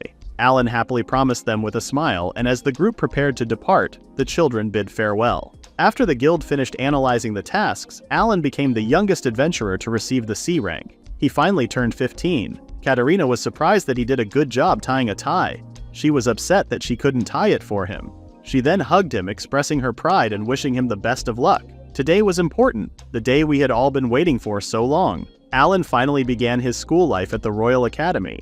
All the new students were greeted by the head of the school and they were asked to sit down in their places. Checking the list this year, including our young talent, 39 people were enrolled. Alan was able to enter the class second on the list, along with all the noble bigwigs. All of his classmates were aristocrats and commoners were not allowed to communicate with them first. So Alan could simply be invisible at that moment. The one who made Alan's blood and heartbeat faster appeared in the corridor. Yes, the main villain of the game is Anastasia Kleiner von Ramlet. She was beautiful and exuded a magnificent aura. She looked in Alan's direction, which made him nervous. He couldn't believe that, in the game, after other characters like Oscar von Wimlet, the son of the richest man in the kingdom, and the bespectacled Marcus von Bynes with the blessing of the sage, who is the son of the head of the royal magic, there was also Leonardo von Jukes, whose father is the commander of the royal guard, and Claude Justine de Westerdale, the prince of another country with the blessing of the Fist King. All these characters were effective in the game, and naturally all the girls were crazy about them. They looked at Alan and claimed that he was quite ordinary, which made him a little angry. Then the main target character, His Highness Crown Prince Karl Heinz Bartile von Centralen, appeared. All the other girls were crazy about him and admired him. He truly had the aura of a crown prince. And now, surprisingly, the main character of the whole story, Amy von Breus, appeared. Amy warmly greeted Alan and mentioned that she had known his name. Her unexpected attention left Alan wondering how she knew him. Amy shared that she had been born into a commoner family and had attended the same school as Alan. She expressed amazement at his rapid progression through classes with perfect grades, prompting her to strike up a conversation with him. This was a surprising and unexpected development in the story. Alan had completely forgotten about her, but according to the game's plot, she should have first talked to the prince, not to him. When Amy asked if there was something wrong with him, he said nothing. As expected from the Otomi game, it turned out to be very cute. A week after the school's opening ceremony, Alan prepared to move into the school dormitory, indicating that he wouldn't be able to visit for some time. Katarina expressed how much she would miss him and asked if he had made any friends. Although Alan replied in the affirmative, in reality, he had been largely ignored at school. His classmates paid him little attention, and Amy, after becoming the Crown Prince's girlfriend, started to ignore him. During a magic lesson, the teacher explained how to use magic and control its power. When he asked who could successfully perform magic attacks, only a few people, including Alan, raised their hands. The professor then called on the Crown Prince to demonstrate his abilities to the others. Considering himself cool, the Crown Prince agreed and activated his flame blessing. He aimed at the target and successfully hit it, earning applause from everyone. Next up was Anastasia, who expressed her willingness to try. However, the Crown Prince ignored her, showing signs of dislike. Unbothered, she activated her power, firing it at the target in the form of an arrow, and destroying it completely. This surprised everyone, including Alan, who hadn't expected this from the final boss of the autumn game. Instead of receiving admiration, the Crown Prince got angry, accusing Anastasia of mocking him. She tried to explain, but his anger escalated. Determined to show his real strength, he asked her to move away. As she did, he activated his power, but suddenly his magic exploded in his hand. Quick on her feet, Anastasia reacted by building a wall of ice, preventing further damage and protecting the rest of the students. She really wanted to talk to the Crown Prince, but when she approached, she saw Amy already by his side, holding his hand and using her magic. This made her angry. Alan worried that Amy's healing wouldn't work, but it did, and the Crown Prince woke up. Anastasia offered her handkerchief, but he ignored her, only thanking Amy. Amy, feeling embarrassed, mentioned she couldn't do more for him, which made Anastasia a bit upset. She left them alone. In the game, this part ends quickly, but in real life, healing takes time. Amy grinned, saying she didn't like Anastasia. She seemed like a bad person. After this, Amy and Crown Prince Karl became close, and the other girls became jealous. Anastasia's friends insulted Amy openly, showing no support. In the game, they disappear after the Civil War. At that moment, Anastasia appeared and told them they should feel ashamed for saying and doing vulgar things. She asked them to stop, and the girls apologized and obeyed her. At the same time, Amy, who was hoping for attention, made a cute face and complained to the guys that everyone was avoiding her. The guys supported her, and Amy used bullying to get closer to them. Alan thought that Amy's character was different from the one in the game, which didn't depict such events. He didn't know if everything followed the game's scenario, considering Amy was initially a commoner who later became an aristocrat. She had to attend an aristocratic school and faced bullying, relying on her sweetness and charm as her only way to succeed after graduation. Amy's shower scene puzzled Alan, wondering why the author portrayed these details. In the class, the girls supported either Anastasia or the Crown Prince, with no one supporting Amy. Although the girls tried to mock her, Amy defended herself. The Crown Prince's supporters understood he was using Amy to distance Anastasia, but they felt no sympathy for Amy because the prince ignored her. People outside the school aware of this might be plotting against the Crown Prince. People supported the egoistic Crown Prince who cared only about his opinions and ignored everything else, which saddened many. As for Alan's academic life, he lived in peace like a shadow, unnoticed by others. The summer holidays had arrived and students had to prepare a research paper for the break. This paper would significantly impact the class they would be placed in the next semester. The aristocrat who ranked last found it crucial. To Alan's surprise, Anastasia personally approached him. She sat on her knees and asked for his help, expressing that formalities were unnecessary. Alan, being a scholarship student and at the top of the class, surprised her. Anastasia inquired if he had experience with mazes, to which Alan confirmed. She mentioned having a message and bid him goodbye, apologizing for the disturbance. Initially perplexed by the term messenger, Alan thought Anastasia might be following him. However, a few days later, everything became clear. He was asked to be the guide for characters from an Otome game, leaving him no choice but to agree. When he questioned their readiness, the Crown Prince arrogantly confirmed their preparedness. As a result, they reached the ruins of the Goblin Maze that everyone had been circling around. Amy was repeatedly warned by others to be careful and not to fall. Anastasia got annoyed with the constant advice and felt cold in the game. Initially, they were supposed to be accompanied by other adventurers, but the game scenario changed when Anastasia turned to him inside the maze. Everyone was amazed at the glittering surroundings, but they complained about various things. However, when Amy started talking about the beautifully shining walls, opinions changed and compliments started pouring in. Alan, feeling annoyed, believed that Anastasia was on the verge of exploding. However, when he looked at her, he saw a beautiful sight. Anastasia looked divine and made Alan feel embarrassed. Amy inquired about the presence of monsters, but Alan explained that this place used to be a goblin maze, and adventurers had destroyed their nest, so there were no monsters now. The Crown Prince started complaining about the purpose of hiring them, and Alan apologized. Suddenly, Amy began searching for something, prompting Alan to ask what she was doing. This irritated the Crown Prince, and Alan once again asked for forgiveness. Everyone grew bored, and no one noticed Alan's stories except for the beautiful Anastasia, who found them interesting. Alan noticed Amy searching on the ground again, right where the appraisal scroll had been hidden before. Everyone reacted differently to this maze. Amy seemed surprised, lost in thought. When Alan asked her what she was thinking, she just said she was pondering the usefulness of adventurers. Amy was searching for the scroll in the exact spot it was hidden before, leading Alan to realize she was the same reincarnated person familiar with the world of Otome games. After finishing their exploration of the maze, everyone exited and people started approaching Amy again. Anastasia thanked Alan for seeing them off, and he smiled, considering it an honor. In the game, Anastasia had shown more jealousy, but now she behaved calmly. It seemed like the game world was slowly changing. Anastasia then invited Alan to spend time with her the next day, and he agreed. They decided to meet in front of the school gates. On the day of the meetup, Alan nervously waited in front of the school. Suddenly, a carriage arrived and Anastasia stepped out looking stunning. She apologized for keeping him waiting and they got into the carriage.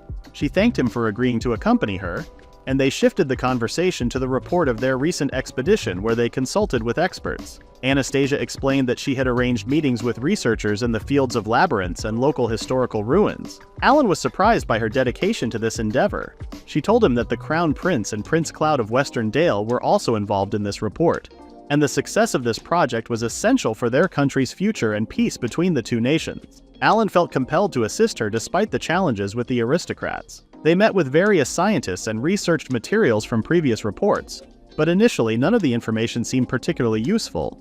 With determination, they persevered, working through their difficulties, and eventually, they managed to complete the report. Upon receiving the report, the Crown Prince dismissed it, claiming it was too lengthy. He requested that they summarize everything in just 3 minutes. Though Alan was irritated and had no desire to assist the spoiled prince, he noticed the pitiful look in Anastasia's eyes. Reluctantly, he explained the report to the Crown Prince, simplifying it so that he could understand, and said it was a great job. His Highness left the room, leaving Alan frustrated with the situation. Anastasia had apologized to Alan for the Crown Prince's behavior. Her sad expression weighed on him, and she seemed like someone forced into an undesirable fate. Despite his annoyance and frustration with the aristocracy, Alan continued to support her. As a result, their report was highly appreciated among the professors of the academy and outside the school. All people admired the two princes.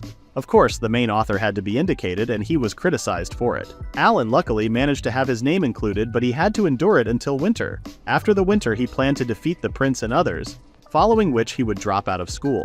Autumn arrived, signaling the upcoming cultural festival. While everyone was excitedly discussing the festival, Alan worried about the obligation to participate. He had already submitted a solo application, but then Anastasia approached him. She asked about his plans for the festival, and he, feeling embarrassed, mentioned he had already submitted a solo application. Anastasia suggested helping the Crown Prince, understanding the situation, and wished him good luck before leaving. Alan, confused, considered contacting Amy or Anastasia's group. He remained interested in their conversation, so he activated his concealment ability and hid in the room where they were discussing the festival plans. As expected, all the attention focused on Amy, while Anastasia seemed almost invisible. Everyone was thirsty, and Amy arrogantly asked Anastasia to bring them tea, claiming she wasn't busy. This annoyed Alan a bit, but Anastasia calmly agreed. The group decided to have tea in the garden, but Amy chose to stay in the room with Anastasia. Suddenly, Amy began questioning why Anastasia was there, as she wasn't doing anything. Anastasia coldly fell silent, prompting Amy to tease her,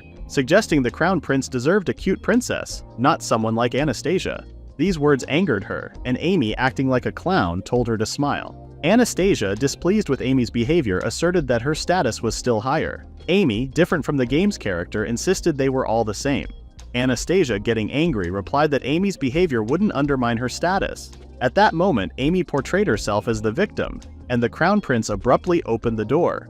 Amy's manipulative behavior left Anastasia shocked as she tried to explain, but the Crown Prince refused to listen. He ordered Anastasia to clean up the room, and she complied without a word, gathering her belongings and leaving the office. In the corridor, Amy taunted Anastasia, suggesting she had stolen her fiancé. This was the breaking point for Anastasia, who attempted to punch Amy. Just then, Alan appeared, sneezed, pretended not to witness the confrontation, asked for forgiveness, and quickly left the scene. Anastasia, surprised to see Alan there, regained her composure. She responded to Amy with dignity, asserting that Amy was not worthy of the Crown Prince, and then she left. Amy was left alone in the corridor, extremely annoyed that Alan, like a mob, constantly interfered in her affairs. Having heard everything, Alan reached a significant realization. He concluded that Amy, like him, had been reborn and aimed to create a reverse harem for herself, sticking to the main plot of the game, despite knowing about the potential war. Alan had been determined to stop her. It would have been so easy to kill her. If only he had the power of invisibility, he would have done it. Now let's explore the story from the perspective of our heroines. We'll begin with Amy, the main character of this world. Amy was born into a poor family where she had to endure hardships. However, after being struck down by a carriage, her memories returned. She realized that this world was just an autumn game she loved playing in her previous life. Despite dying in high school due to an incident, she had no regrets about her miserable life and was happy to be reborn. In the end, she discovered that she was the illegitimate child of an aristocrat. Both she and her mother were taken into the Baron Breeze family. For an otaku like her, playing the harem game was easy, and she eventually entered high school Anastasia. Learning that commoners ranked second and third in the school surprised Anastasia. She asked her assistant to gather information about them. In second place was Alan, who grew up in a poor family but graduated from a commoner school with perfect grades. He was also an adventurer. The second was Amy, fortunate that her father turned out to be an aristocrat, blessed with special treatment. Anastasia decided to keep an eye on them, believing that these two could receive support from the opposition faction. In the office on the first day, she saw Alan, who seemed ordinary to her. She needed to be careful with him. Amy entered the classroom and drew attention to Mob, who took second place. She hadn't seen him before, so on the first day, she decided to greet and chat with him. Hoping he would fall for her, she realized he was ordinary, so she decided to ignore him. The main concern for Anastasia was the third student, Amy, who flirted with the Crown Prince, her fiancé. Anastasia worried this could lead to chaos in the kingdom. As the person in charge of the aristocrats, she wanted Carl to understand everything. However, Amy's low-level healing abilities took a lot of time, but they attracted the prince's attention. Carl trusted her too much, and Amy won the hearts of all the main men in the Automy game. Amy didn't care about bullying from other characters, but Anastasia, who had everything perfect, annoyed her. Anastasia was glad that in the end, Anastasia's life would end terribly. Anastasia saw that she was in second place according to the results of the last exam. Feeling defeated in front of Alan, she focused on studying. During the ruins expedition, Amy discovered that the appraisal scroll was missing. She thought there was no such scroll in this world with a difficult level, but for an experienced otaku like her, it wasn't a problem. Anastasia was glad she invited Alan as their guide and was amazed by his knowledge and hard work. Amy noticed Anastasia and the commoner getting along well and wanted to make him her faithful ally. Anastasia thought of inviting him to the team for a cultural festival, but Alan refused. In the discussion room, Amy angered Anastasia, but the Crown Prince appeared, disrupting her plans. After scaring Anastasia, he left with Amy, leaving Anastasia satisfied. She didn't give up easily, attempting to provoke Amy again. However, Alan appeared and prevented a catastrophe, angering Amy. Anastasia collected her thoughts and held on with dignity until the end. Anastasia remembered being saved by Alan in her room that evening. The following morning, Alan landed his plane and complained about how cold it had been. However, the chilly weather was just right for preserving the freshness of the luggage he had brought. He decided to open his stall. Later at school, the festival began, and Anastasia ran into Margaret, who invited her to explore. Anastasia agreed, and the two noble girls wandered around, eventually stumbling upon Alan's stall. To their surprise, he was selling orc meat. Anastasia was shocked, but Margaret, originally from Altmund, where orc meat was a delicacy, couldn't help but drool at the sight. However, Anastasia noticed other students keeping their distance, and Margaret explained that it was because orcs weren't native to the area, making people in the capital uneasy about eating their meat. This observation sparked an idea in Anastasia's mind. Meanwhile, Alan felt disappointed when he saw the nobles react with shock to the sight of orc meat. He considered taking any leftovers to the guild. Then Anastasia and Margaret came up to him to order a skewer of orc meat. Anastasia also introduced Margaret, who said she might fuss over orc meat. When Alan learned Margaret was from Altmund, he offered her a skewer after making sure the meat was fresh from there. Margaret took a bite, and it felt like a scene straight out of Shokugeki no Soma. She couldn't believe such perfectly seasoned and high-quality meat could be so cheap. But Alan didn't mind since it was a cultural festival. Anastasia, knowing Altmund was quite far away, wondered how Alan managed to get the fresh meat. Alan said it was a secret route, an adventurer's privilege. He couldn't mention his airplane. While they were munching, Margaret declared that orc meat was something rare and valuable not to be ignored in the capital. Anastasia also started enjoying the orc meat. Students who had been watching the two girls also became interested in trying orc meat. They started ordering from Alan's stall, and Anastasia and Margaret soon excused themselves. Before leaving, Alan genuinely thanked them, but the girls insisted they were just passing by casually. Alan then invited them to watch his orc dismantling show, but they declined and left. Alan then decided to visit the Crown Prince's exhibit later and resumed his business. After selling all his orc meat, Alan decided to explore other exhibits in the afternoon. He came across the Crown Prince's exhibit, but it was empty, with no receptionist in sight.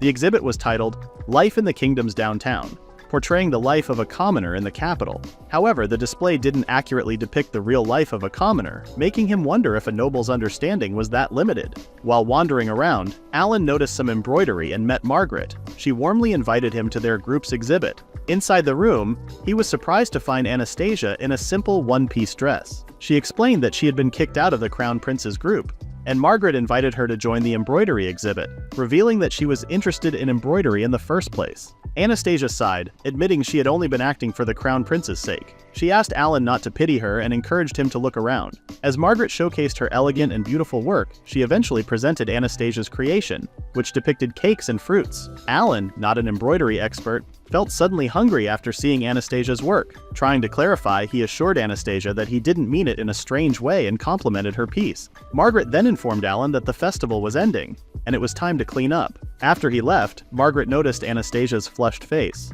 Anastasia explained that her piece made her seem solely interested in sweets, to which Margaret agreed, teasing her about her big appetite. That very afternoon, the award ceremony began, and the exhibit by the Crown Prince won first place. Everyone praised them for shedding light on the lives of the poor through interviews. During his gratitude speech, the Crown Prince attributed the success to Amy's idea.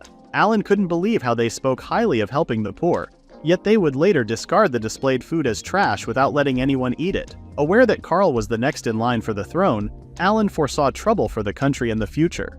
With winter approaching, he worried about Anastasia facing condemnation. However, there was another step to take. Amy needed to face harassment from Anastasia and her friends, leading to her being pushed down the stairs. Alan believed that should be the turning point, but things were progressing too quickly compared to the original story. Amy had noticed how quickly the breakup between Anastasia and the Crown Prince was progressing. Based on the game, she was now certain that Karl's storyline was completely secure. She anticipated some obligatory harassment from Anastasia and her friends. But nothing was happening. Without the expected harassment, there would be no reason to blame or condemn Anastasia. Amy worried that the situation was deviating from the original scenario, and wondered if it was acceptable to complete the storyline. Meanwhile, Alan believed that even without the anticipated event, the engagement would still be called off, and Anastasia would find her own happiness. To Alan's surprise, the expected scenario happened. Alan overheard other students gossiping about Anastasia harassing Amy out of jealousy, even going as far as burning her pen. He could only sigh as the event unfolded. Alan expected Carl to confront Anastasia while defending Amy, but it didn't happen that way. Instead, he instructed her to confess her alleged crimes. Anastasia, however, denied the accusations against her and her followers. From Alan's perspective, it was evident that Amy had a strong influence over the other guys. He wondered how far Amy would go to manipulate them. Anastasia had told them not to accuse her without any proof, and reminded them that class was starting. However, Leo stopped her and said they were still not done talking. Anastasia then told him that she hadn't given him permission to touch her, emphasizing the significant status gap between them. Leo insisted he would only let go if she pleaded guilty, making Anastasia wonder if she was being threatened. Suddenly, Alan apologized for interrupting them and reminded them that their class was starting. Carl told everyone to get going, clicking his tongue in irritation. Amy wondered why Alan kept interrupting, acting like a nuisance. Anastasia tried to talk to Alan about his actions, but he told her to hurry to class. Anastasia realized Alan was helping her, just like he did with Amy before. Alan in turn noticed that Amy was orchestrating things on her own, expecting a condemning event to unfold. Amy smirked, pleased that her plans were going as expected. Later, a party took place, and Carl, as the Crown Prince, hosted it for winning an award with his exhibit. During his self-praising speech, Alan felt uncomfortable. Margaret approached Alan with another noble girl named Isabella, expecting to be in the same class next term. However, Alan wasn't sure if he would still be in school at that time. Carl finally concluded his long narcissistic speech and thanked everyone. As he started talking about something else, Amy wore a grim smile. Carl then called his fiancée to come forward. In front of everyone, Carl declared that he was canceling their engagement. Anastasia wondered if it was okay since Amy wasn't even a noble who cared about her country. Amy questioned why Anastasia wasn't reacting as she did in the game. Carl hugged Amy and praised her for being genuine and kind, unlike Anastasia, who he claimed was rotten. Amy, with a disgusted expression, secretly hoped Carl would criticize Anastasia more. Anastasia warned Carl that he would bear the consequences of his decision. Alan noticed that Anastasia seemed different from the game, lacking anger or regret. He realized that Carl had made Anastasia realize he had given up on her long ago. Carl cautioned Anastasia about her words, suggesting that the Ramslets, known for their arrogance, would regret their actions. He mocked the Ramslet family for only being famous for growing wheat, irritating Anastasia. Amy had a realization upon hearing this. Anastasia asserted that she could handle insults directed at her, but not those aimed at her family and her father, the Duke. Amy added insult to injury, claiming Anastasia was lucky to have Carl's affection in the beginning since she came from a humble background. Anastasia, shocked at Amy's betrayal, decided to file a formal protest from the Ramslet family to the Bryce family. Amy accused Anastasia of using her family's influence cowardly. Ignoring them, Anastasia chose to leave, prompting Amy to complain about her turning her back on them. Suddenly, Leo asked Anastasia to stop and suggested that, as a noble, she should solve the problem herself before crying in front of her parents. Even Carl told her to do something about her gloves. Anastasia was confused since such small things had no use in the situation. Carl then started claiming that the daughter of a mighty duke had not even put up a gamble, and wondered if it was even worth raising a daughter like Anastasia. Nobles who were against the Ramslet family just laughed at the sides, and Anastasia wondered if Carl was asking for a duel. Carl told her to think of it herself, and claimed that a crown prince like him should spell it out for her. Anastasia sighed, took off her gloves, and approached Carl and Amy. Amy complained, suggesting Anastasia should have done it from the start. Anastasia tossed her gloves to Anna, who pretended to be hurt. Amy felt like she had won. She made it seem like the gloves fell on their own, and Anastasia couldn't believe she was waiting to insult her. Amy wondered if the game was bugged since Anastasia didn't retaliate. Carl confirmed the duel between Anastasia and Amy. Amy was shocked that she had to fight, and Alan pointed out that she set things up, so she should. Carl assured her, saying he would represent her. Anastasia protested, questioning why Carl was making a woman duel. Carl clarified that Anastasia challenged them and he was just protecting Amy. The guys around Amy offered to protect her as well. Margaret worried about Anastasia, and when Carl asked if she had a representative, no one spoke up. Carl laughed, assuming the Ramslet family's daughter had lost popularity. Surprisingly, Alan raised his hand and volunteered to represent Anastasia. Shocked, Anastasia rushed to Alan, expressing concern about the dangerous duel against royalty. With a calm expression, Alan agreed. Confused, Anastasia repeated his words, and Alan confirmed that she approved of his representation. Anastasia didn't want to lose such a talented person like Alan. Carl then wondered who Alan was, and Amy whispered something to him. He recalled that Alan was the commoner who was his classmate and guide in the ruins. Since Alan was going to participate in the duel, he asked Anastasia about her request. Anastasia just wanted to retract the insults thrown at her family and apologize. Alan then asked for Amy's request. Amy asked Anastasia to stay away from her, Carl, and the rest of her harem members. Carl mentioned there were 5 of them and suggested a one-on-one 5 times in a row. Alan scratched his head, telling them to come at him all at once since it was a hassle. Carl asked him not to joke around and suggested finding more people. Claude laughed, finding Alan interesting. Alan claimed he was not joking and wondered if they were all scared of him alone. The calm-looking Claude suddenly got angry. Anastasia tried to stop Alan, but he asked again if they all could take him on 5 versus 1. Claude was angry, but Marcus stopped him, saying they were not far behind compared to a skilled adventurer like Alan. He suggested backing off, but Alan started listing the other boys' negative traits, like Marcus losing to a commoner in studies, Oscar being popular not because of his face but because of his family prestige and money, and Leo only enjoying his time with women and threatening them. Alan exclaimed that it was still favorable for him even if there were 5 of them as his opponents. Anastasia didn't understand why Alan kept provoking them. Amy couldn't believe a background character acted as a substitute for the Villainess's daughter, deviating from the game. She saw Alan as an anomaly and assumed he was in love with Anastasia. Finding it disturbing, she couldn't fathom a commoner willing to die for the sake of love for a noble. Alan then asked Carl if they would accept his rules or run away. Carl, annoyed, warned him not to regret his decisions. Anastasia added another rule forbidding killing. Alan had forgotten about it and thanked her for including it. Oh boy, he was planning to kill 5 idiots from the start. Marcus thought it might look bad to the public, but still suggested accepting the rules. Carl agreed and declared himself as the witness. Suddenly, a nobleman raised his hand, offering to serve as the witness. Alan remembered him from the anti-Ramslet faction and found it unfair that the witness belonged to them. Carl announced they would start the duel immediately. Alan gave them 30 minutes to prepare, and Carl ordered him not to run away. Despite Alan appearing calm, Anastasia, Margaret, and Isabella were worried. Alan reassured them, claiming everything was fine, but Anastasia couldn't easily believe him. Alan was grateful for Anastasia having good friends beside her. Anastasia was at a loss for words. Margaret offered to handle things if an accident occurred during the duel, and Anastasia told Alan to resign as she didn't want to see his talent go to waste. Alan sighed and inquired if she had ever heard about the adventurer who became the youngest person to achieve rank C in the royal capital. The girls had heard it as a rumor, and Alan confirmed that it had been him all along. Anastasia was shocked, and Alan went on to list his titles, such as the youngest adventurer, member of the Goblin Labyrinth Explorers, Goblin Slayer, Orc Slayer, and Blizzard Phoenix Slayer. He concluded that the duel had been a sure win for him, but asked Anastasia to pretend to worry later. The girls saw him off, and Anastasia could only watch him leave. Meanwhile, Amy hadn't expected such a turn of events in the game. She thought Anastasia would just get beaten up. She believed Alan was just trying to impress the Villainess, but she was confident Carl wouldn't lose to him. Amy pictured Anastasia looking downcast at Alan's defeat and was pleased with the thought.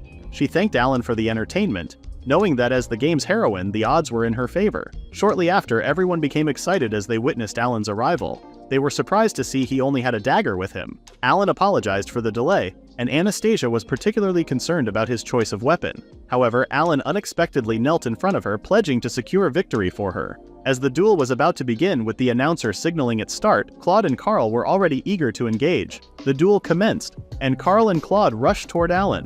With a confident smile, Alan released a smokescreen that enveloped the training ground. Amy's boys had been flustered by the sudden smoke. Anastasia grew worried. Groaning sounds filled the air, piquing everyone's curiosity. As the smoke cleared, Leo, Oscar, and Claude were on the ground, with Alan standing among them. Margaret was shocked to see Carl and Marcus also down. Carl questioned what had just occurred. Alan seized Oscar, who pretended to be asleep, and pressed his dagger against his neck. He called for the referee, insisting that he admit defeat, or else he would stab Oscar and the referee would be held responsible. Flustered, the nobleman declared that Leo, Claude, and Oscar were out of the fight. The quick takedown surprised everyone, and Anastasia's worry lessened. Let's take a step back to a moment ago. Alan began by creating confusion using a smokescreen. While the others were bewildered, he used his gun and suppressors against Claude. The bullets he used were specially made to cause non-lethal injuries like breaking a bone or two. Alan kept releasing more smoke and approached the self-proclaimed magic genius. Marcus was in a state of panic, and Alan was relieved that Marcus hadn't cast any magic spells yet. Shifting focus to Leo, who was swinging his sword haphazardly, Alan needed to be cautious to avoid hitting innocent bystanders. He chose to clear the smoke around Leo and defeated him. Oscar, an archer without visibility, became helpless and was easily beaten. Among the chaos, Carl remained composed, showcasing his ability to cast powerful offensive magic. Despite the others acting spoiled, Alan treated Carl differently and struck him. Amy wondered what had happened because it was an unexpected situation. She knew the capture targets in the game were powerful, but she couldn't believe a random guy had beaten them down. Alan was ruining her dream world, and Anastasia was surprised, wondering what kind of person he was. With half of them knocked out, only Carl and Marcus remained, important figures in the game as the future king and prime minister. Alan asked them to surrender, but Marcus started threatening him and his family. Alan was impressed with Marcus using that card when he was on the verge of losing. He wondered if they were urging Alan to back off initially because they were afraid of losing to him. Alan pondered if Marcus's threat was towards the Ramslet family he represented. He asserted that Marcus should be clever enough to know who had the logic on their side leading to the duel. Marcus claimed he was only protecting Amy, but Alan couldn't believe they were blaming Anastasia without proper evidence. He argued that it was Amy who provoked Anastasia first and got her hands dirty. While they spoke, nobody could hear their conversation, and Amy expected Marcus to defeat Alan with magic. Alan believed it would be proper for them to apologize to Anastasia and her family, calling them short-sighted despite being the future pillars of the country. He raised his hand, told them to reflect on their actions, and slapped Marcus. The referee announced Marcus was out of the fight, shocking everyone to see a commoner defeat 4 noblemen. Approaching Carl, who accused Alan of using suspicious magical gadgets, Alan told him to play fair. Amy claimed Alan played dirty and declared the duel invalid. Alan argued they didn't set such rules and pointed out Carl's cowardly actions for forcing Anastasia into a duel and insulting her in front of a crowd. Carl claimed it was because Anastasia did something dirty to Amy, but Alan asserted it was Amy who planted those rumors. As Alan tried to lecture the future king, Carl exclaimed that a commoner like Alan didn't know anything. He insisted he was forced to fulfill his role and no one ever tried to see the real him. He said only Amy understood him as if she had known him for a long time. In his mind, Alan agreed, acknowledging that Carl's character was predetermined when it was a game. Alan had pointed out that Anastasia was fulfilling her role as Carl's fiancée and had urged Carl to keep himself together for the sake of the country and its people. Carl couldn't believe that a future king was leaving one woman for another. He told Alan to shut up, stating that commoners like him wouldn't understand. According to Carl, the royals were there to protect and guide commoners, and unlike them, royals couldn't freely be with the one they loved. Carl exclaimed that he didn't choose to be born a royal. In response, Alan found him interesting and suggested eloping with Amy if he truly wanted to experience commoner life. Alan shared his own childhood experiences, recounting how he worked in the sewers with grueling labor. He described returning home to meager meals of wilted vegetables, a tiny piece of dried meat, and thin soup that barely covered the pan. Alan conveyed the hardships of sleeping on an empty stomach while yearning for satisfaction. He advised Carl not to act like a spoiled brat. The room fell into a deep silence as everyone absorbed Alan's words. Alan then told Carl that considering the well-being of the country and its people, choosing to stay with Anastasia would be the right choice. However, he added that it was too late now. Looking at Anastasia with a peaceful smile, Alan claimed that it was already his ending. Anastasia, filled with worry, noticed something behind Alan and urged him to look. Carl was casting a magic spell similar to the one that had gone wild during their class. Carl exclaimed that someone like Alan wouldn't handle his magic. He exclaimed his determination to protect Amy and unleashed his magical attack on Alan. Anastasia, feeling anxious, rushed to counter it with her ice magic. She feared that if things continued this way, everyone nearby would be consumed by the flames. The thought of witnessing Alan turning to ashes was unimaginable for her. Despite her concerns, Alan easily deflected the magical spell, casually dismissing it, and Carl too was sent flying away, crashing to the ground with a loud thud. Alan sighed as he deactivated his wind magic and summoned a witness. The witness examined Carl and declared him unconscious, declaring Alan as the winner of the duel. Margaret and Isabella were impressed by the outcome, while Anastasia could only gaze at Alan's retreating figure. Amy, taken aback by this unexpected turn, collapsed to the ground, realizing that everything was lost for her. She had proclaimed herself as the heroine of this world, convinced that her choices were always right. Alan had knelt in front of Anastasia and dedicated his victory to her. Flustered, Anastasia thanked him and tried to express her worries for Carl. Alan claimed Carl had just exhausted his mana and his life was not threatened. Anastasia was glad that Alan hadn't killed anyone. Alan was impressed that even in this situation, Anastasia was still thinking about the country and its people. Alan then excused himself, thanking her, alongside Margaret and Isabella. After that, Alan left, and Anastasia tried to call out to him. However, the witness reminded her about the final confirmation of the duel. She recalled she was the one who initiated the duel and felt responsible to clean things up. However, she was still worried about Alan. Afterwards, Anastasia ran hard as she recalled Alan's words that sounded like he would be gone forever. She then barged into Alan's dorm room and found nothing. Everything was all cleaned up. A maid then noticed her, and Anastasia asked for Alan's whereabouts. The maid claimed that Alan had requested a long time ago to clean the room as it was empty. Anastasia blanked out after learning that Alan had left for good. Meanwhile, Alan walked back home with his belongings. He did his best but lost the duel. Unfortunately, the nobles wouldn't leave him alone. He provoked them and used harsh words, hoping for a pardon to avoid execution. When he returned home, Katerina was surprised to see him with a lot of stuff. Curious about what happened, she encouraged Alan to share the details. Despite hesitating, Alan eventually opened up to Katerina that night. He explained how he supported a duke's unfairly treated daughter and might be expelled as a consequence. Understanding Katerina's desire for him to graduate and secure a well-paid job, Alan apologized to his mother. Surprisingly, Katerina was supportive and proud to see Alan stand up for a girl facing difficulties. He revealed the involvement of the crown prince and another country's prince, thinking that dropping out of school wasn't enough as punishment. Katerina, concerned for her son's safety, suggested he run away while she faced the consequences on his behalf. Despite Alan insisting on taking responsibility, Katerina prioritized his well-being and asked him to go to bed since it was already late. Alan thought about what had gone wrong as he lay on his bed. He questioned whether he could save his mother if anything happened in the future.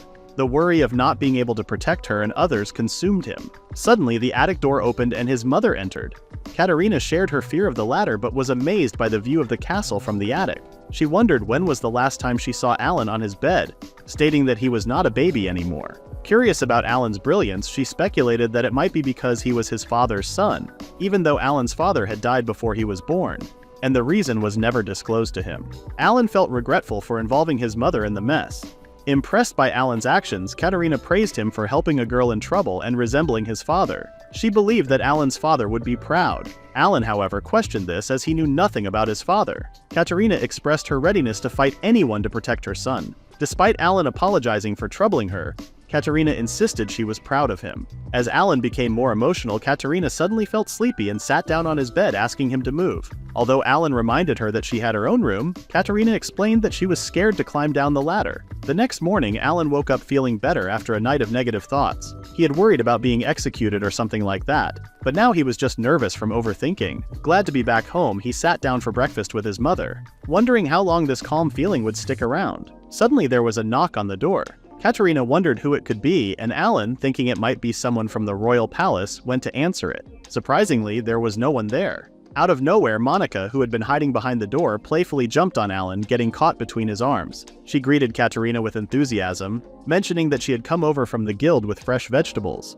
Monica also informed Alan that the usual group was waiting downstairs. In that moment, a wave of nostalgia hit Alan.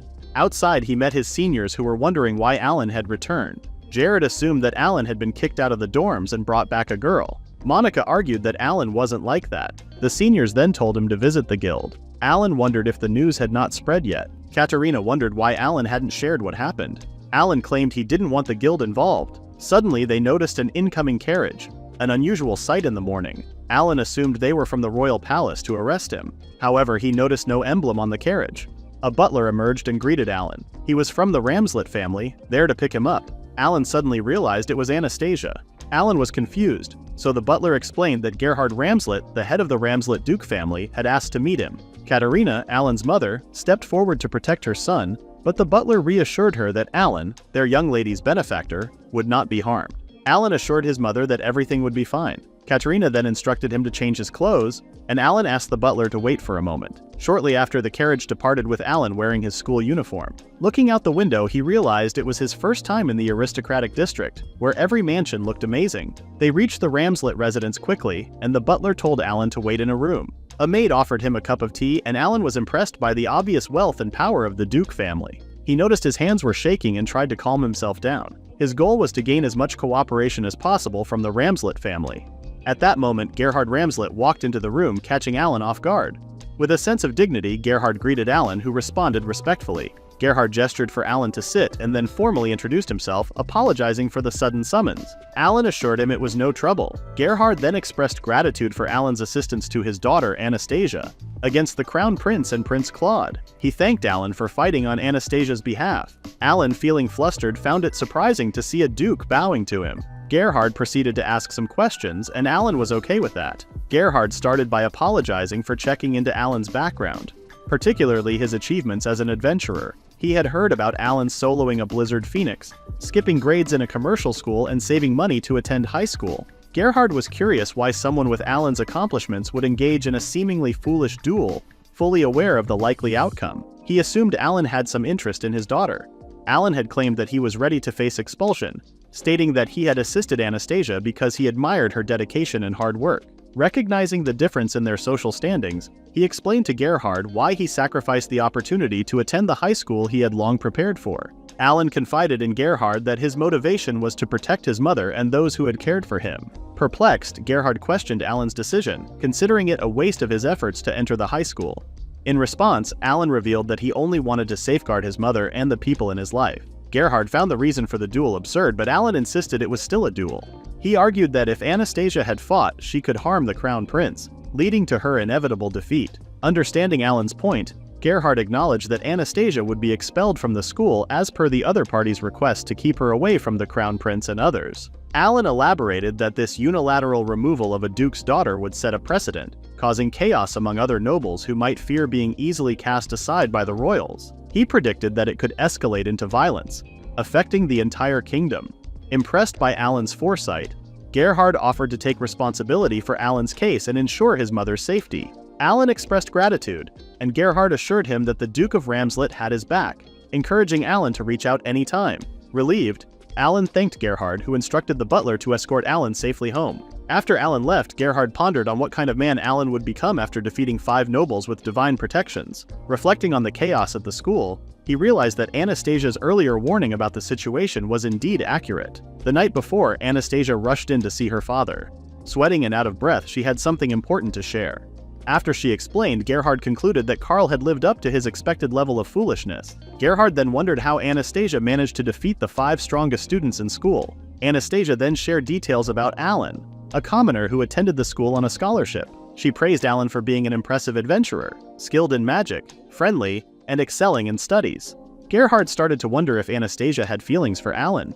Anastasia blushed and scolded her father. Gerhard apologized for assuming, realizing that Anastasia spoke with great enthusiasm about Alan. He also began to realize that maintaining the engagement with the Crown Prince would be challenging for his daughter. Gerhard asked Sebas for information about Alan, and he began his report. Anastasia was impressed with the investigation on Alan. After reviewing the report, Gerhard agreed that Alan was truly exceptional. Anastasia insisted that Alan was someone the country couldn't afford to lose. Since it was already late at night, Gerhard told her to get some rest. However, Anastasia couldn't shake off her concerns for Alan. Back in the past, Gerhard realized that his daughter's situation was serious. Just then, Anastasia entered the room and agreed with his concerns. Gerhard mentioned that Alan matched her description. Anastasia felt guilty for involving Alan, knowing it might lead to a war. She expressed shame about her situation with the Crown Prince, and her mother comforted her with a hug. Gerhard decided to go to the royal palace to confirm with his daughter if she wanted to protect Alan as the head of the dukedom. Anastasia tearfully agreed. Outside, Alan rode in a carriage inquiring about Anastasia's whereabouts. Sebas informed him that Anastasia couldn't meet anyone at the moment. As Alan left the dukedom, he wore a saddened expression, assuming that Anastasia already hated him for disappearing without explanation. Despite this, he was grateful to have changed his fate and survived. A few days later, Katerina called Alan to his room and explained that someone wanted to meet him. Sebas greeted him and delivered an invitation from Gerhard for dinner the next day. Alan was surprised at the prospect of meeting Anastasia again. The following day, Alan and Katerina, both concerned about their outfits, waited in the familiar reception room at the Ramslet Duke house. Alan assured Katerina not to worry about dressing formally since Sebas had informed them otherwise. Katerina noticed that Alan didn't seem concerned, as his school uniform looked formal enough. Understanding the rarity of a commoner being invited to a duke's dinner, Alan empathized with his mother's unease. Suddenly, Gerhard entered the room in casual attire, questioning if Katerina was his mother. Katerina introduced herself, expressing gratitude for the invitation. Gerhard, in turn, introduced himself and formally thanked Katerina for Alan's help in saving his daughter. He then introduced his wife Elizabeth and son Friedrich. Alan greeted them, and Elizabeth urged him to skip formalities, considering him her daughter's benefactor. She called out for Elizabeth, and to everyone's confusion, the Villainess appeared, pouting. She shot a glare at Alan and whisked him away, leaving the others bewildered.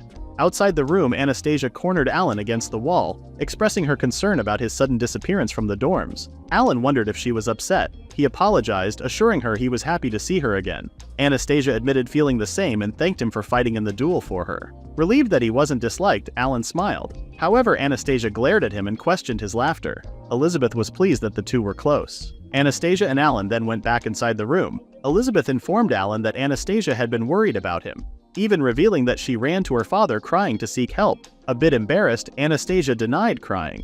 Elizabeth suggested Alan call Anastasia by the nickname Anna. "All right, everyone, from now on we'll be calling her Anna." Elizabeth then wondered about Alan's feelings. When Alan asked Anna if he could use her nickname, she agreed, but only when they were alone. To mask her embarrassment, she instructed Sebas to prepare the dining hall. Observing the relaxed atmosphere, Alan decided to express emotions more fitting for his age rather than maintaining his usual poker face. Everyone then sat down at the dining table, and Gerhard mentioned that he had invited Alan to share the details of the recent incident. For the upcoming school term's opening ceremony, it was decided that the Crown Prince and Amy would apologize to Anna for the duel. Gerhard thought it made sense to make the apology in front of those who witnessed the incident. He also disclosed that the engagement between Karl and Anna had been officially cancelled. Since Anna seemed to like Alan, Gerhard asked him to continue being friends with her, although his words carried more significance. However, Alan interpreted it merely as a friendship between a commoner and a noble. In the end, Gerhard reported that Alan wouldn't face punishment or expulsion from school, leaving Alan and Katerina relieved. Gerhard even offered Alan a job in the dukedom after graduation or the chance to be introduced to someone. He advised Alan to enjoy his school life first. This news brought tears of happiness to Katerina, who thanked Gerhard.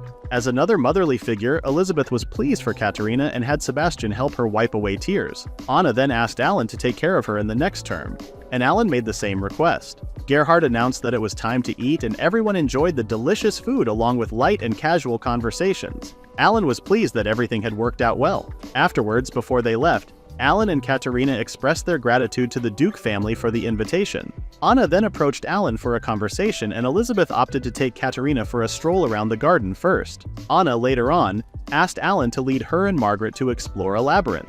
Not knowing it was the Great Orc Labyrinth, Alan inquired how deep they wanted to go. Anna, puzzled by his question since the labyrinth had been recently discovered, realized Alan's mistake. He had explored it before it became known to others. Anna pointed out that the labyrinth's depth was still unknown and questioned why Alan referred to it as the Great Labyrinth. She then deduced that Alan had already thoroughly explored it, and Alan had no choice but to confirm it. He mentioned there was only an Orc King as the boss and no traps were present. Anna agreed that explorers often choose not to report their discoveries. Alan then revealed he had memorized the labyrinth's layout by completing it repeatedly using the fast lapse method. Anna, uneasy at the thought of the rigorous method, questioned Alan's actions. He, unaware of her discomfort, asked if something was wrong. Anna, with a smile, attempted to share her thoughts about Alan but left it unfinished. She requested him to guide her and Alan agreed, noting it would be after the new year started. Shortly after, the two rode in a carriage for days towards Altmund, where Margaret awaited them. She had heard from the guild that many people had already explored the labyrinth. Alan suggested that there might be adventurers who had already cleared it, but Margaret insisted they still had a chance, considering they had the strongest individuals from their school. Although Margaret expressed interest in scouting Alan for the Altmund family, she assured Anna that she had no intention of taking away Anna's precious knight. Margaret even jokingly mentioned offering all the treasures in exchange for Alan, but Alan couldn't bring himself to reveal that he had already collected everything. Suddenly, the knights from the Altmund family began to doubt Alan's capabilities as their guide. They found it hard to believe that a mere student could conquer the Goblin Labyrinth and earn the title of Orc Slayer. In response, they questioned Alan about his plans and he wondered if he could assess their skills first. The guards, however, acted arrogantly and insisted that Alan leave Margaret's protection to them. Everyone had entered the Orc Labyrinth, and Alan instructed them to engage in a battle so he could assess his skills. The guards mocked him, revealing their lack of trust. Margaret pointed out something ahead and they discovered Inosuke's kin. A guard volunteered to attack first, but Alan intervened, insisting on going first. He brandished his gun, eager to demonstrate its power. Loading the gun, he kept the guards in suspense about his weapon. Anna warned of an approaching orc, but the fight ended swiftly when Alan fired a shot, taking down the orc instantly. The guards were left speechless. Alan, relieved, explained that he had applied wind magic to his tool that fired iron bullets. The girls, impressed by the destructive weapon, relied on him. Alan urged them to move forward, and this time the guards heeded his command. Witnessing his skill, they were grateful they hadn't antagonized Alan. Just then, another orc appeared, and Anna stepped forward. She fired ice magic like using a bow and arrow to catch the orc off guard. She unsheathed her sword and slashed the orc's neck. With a proud expression, Anna wondered who Alan would protect. Alan was surprised to see the knight's blessing in action. The exploration continued with Alan leading the group, and the knights watched out for sneak attacks from behind.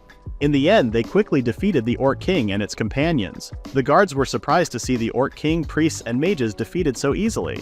Alan then explained how to exit the labyrinth by entering the room next to the boss room. Margaret thanked Alan for being their guide, but Anna was thinking about something else. Alan told them to touch the labyrinth core, and as they left, they noticed that there were no treasures anymore. Suddenly, Anna asked Alan for fast laps. She claimed she wanted to do it with Alan and said she wouldn't fall behind. She told him not to get overconfident, and Alan apologized. After that, Alan and Anna continued completing laps until they managed to level up. Soon after, Anna declared something about Alan and her dukedom in front of the student body. She looked determined, while Alan looked surprised. A few hours earlier, Alan had said goodbye to his mother to go back to school after winter vacation ended. As he traveled to school, he remembered everything that had happened, which had completely changed the original course of events. This prevented Anna's condemnation and banishment, which would have led to the capital's destruction. Alan realized it would be hard to predict what would happen next since he had altered the future. For now, he needed to find a way to avoid the worst outcome. Since the trigger for the country's civil war had been destroyed, the invasion of the Est Empire should be avoided for now, because the power balance between the two countries still existed. However, Alan couldn't predict what would happen next.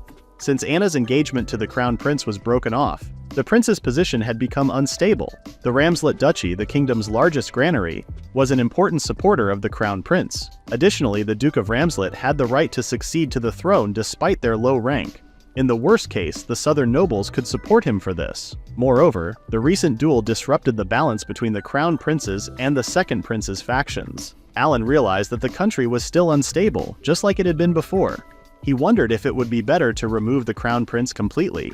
On top of that, Amy seemed determined to keep the harem ending. He wondered what kind of evil plan Amy had to get rid of Anna. Alan had gone too far and had to achieve a happy ending no matter what to save his mother, seniors, and especially Anna. Just then, Isabella and Margaret greeted Alan and told him they were all in the same class with Anna for the new semester. Alan was glad to hear that, and they wished to take care of each other. Alan was happy that Anna had close friends in the class to talk to.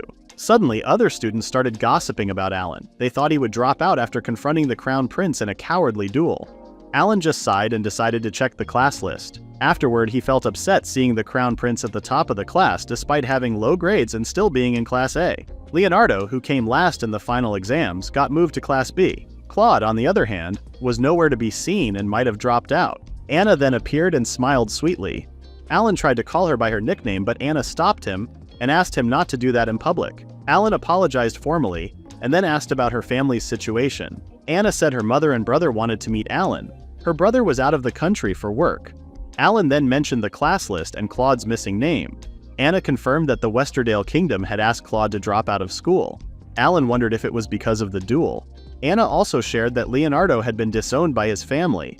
This time, the Ramslet family made a formal protest to the Viscount Jukes family. Leonardo kept denying he was at fault, and his family probably couldn't defend him anymore. Alan could see that a lot had happened. It must have been an unpleasant experience for Anna. Anna reminded him to go to the auditorium for the opening ceremony. She asked Alan if he knew what would happen.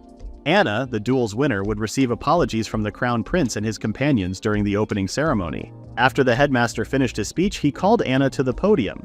Anna stood up and told Alan to follow her since he fought on her behalf and had the right to witness the formal apology. Carl and the others were also called to step forward. Anna asked them if they accepted the duel's result. Carl and the others remained silent, and Alan saw that they felt humiliated. Despite hating it, Carl apologized to the Duke of Ramslet.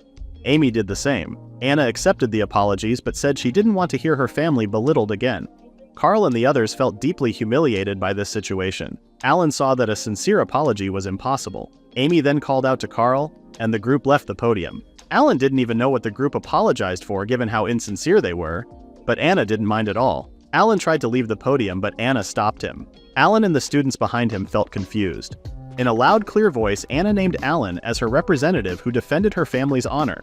To recognize his achievements and loyalty, she announced that the Duke of Ramslet had decided to protect Alan and his family. The students felt anxious seeing a commoner protected by the Duke, except for Isabella and Margaret, who looked happy. Alan felt too stunned to speak. Anna gave him a handkerchief with the Ramslet Duchy's crest. Thinking it was an aristocratic custom, Alan accepted the handkerchief. Anna blushed but still gave off a noble's aura. Margaret and Isabella started applauding and the rest of the students followed. Soon after, Alan and Anna walked alone in the hallways. Alan asked why Anna made such a declaration in front of everyone, even though the king already knew. Anna explained it was to warn the other students not to mess with Alan since that would mean messing with the Ramslet family. She did this because she heard bad rumors after the duel. Alan thanked her and then asked about the meaning of the handkerchief. Anna blushed and tried to explain in an embarrassed tone. However, Isabella and Margaret interrupted them.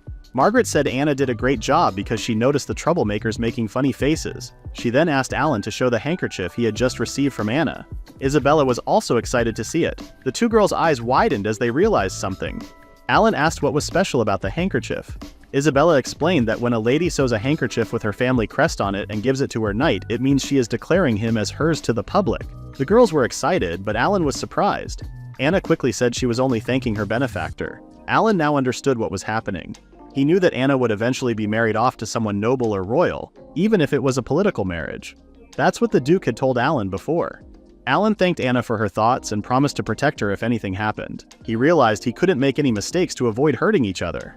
Anna then hoped Alan would keep his promise and oath. Soon after, Duke Ramslet and Alan discussed the Westerdale Kingdom, and how Claude had dropped out of school after losing the duel. Alan doubted that Claude would give up easily since he loved Amy. The Duke agreed that love is blind. Alan assumed that the prince now thought Amy would leave the country too. The reason might be the devastation in their country caused by a civil uprising after the battle for succession and then war. Alan realized that the Estonian Empire might see this as a chance to attack, and wondered if the Westerdale Kingdom would help them, or side with Estonia instead. The Duke said the Westerdale Kingdom was an ally since they relied on their country for food and resources. Alan claimed that rather than saving the country, it would be wise to share the territory with Estonia after the invasion. Based on Alan's assumptions, the Duke realized that Claude might have already been in contact with Estonia. He couldn't help but sigh. In the game, Amy and her friends fled the country and escaped to Westerdale, where they launched a counterattack against the invading Estonian Empire. The Crown Prince had planned to use Amy's awakening as a saint to persuade the kingdom. But this was unlikely to happen now since the original scenario was destroyed. There was no longer a reason to save Amy, a mere illegitimate daughter, and the scandalous Crown Prince. The Duke then understood the situation in the west and south. He had already called his eldest son Conrad back to the estate. Alan remembered that the Ramslet territory was in the southern part of Centralen, near the border of the Kingdom of Zouth. Hearing that the heir was returning, Alan asked if Zouth was aligning with the Estonian Empire. There was a possibility that the three countries would launch an attack together. The Duke said they would have no chance if the North also decided to move. Alan realized that things had become more complicated compared to the original scenario before the destruction. The Duke then stated that the military couldn't act suddenly, and would have to wait until summer after the winter wheat harvest was over. He changed the topic and asked if Alan was enjoying school life. He requested that Alan help Anna as a friend. As a commoner, Alan promised to help both the Duke and Anna gladly. However, the Duke might have meant something different.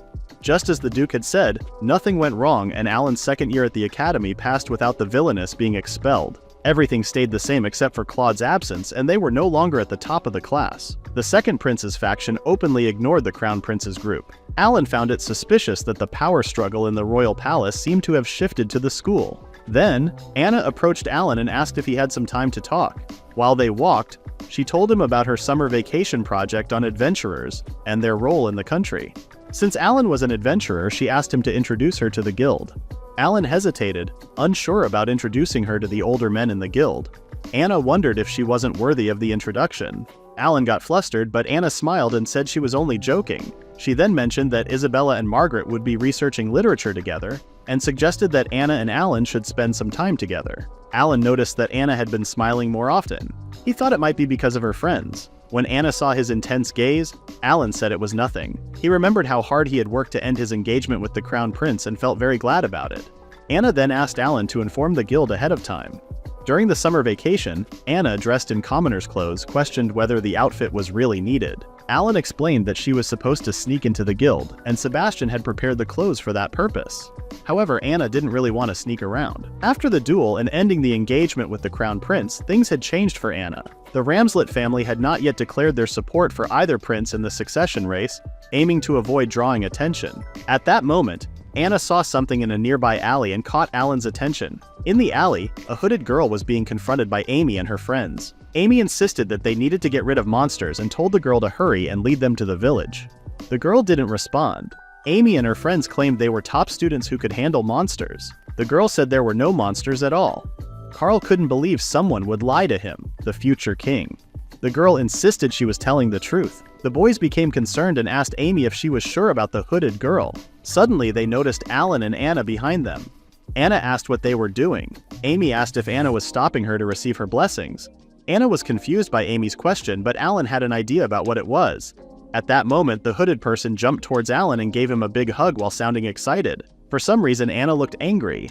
Hearing the hooded person's voice, Alan realized it was Cheryl all along. Cheryl claimed that Amy's group had threatened her and assumed they were planning to steal her money. Carl wondered what Cheryl meant since they were only following the prophecy Amy had received.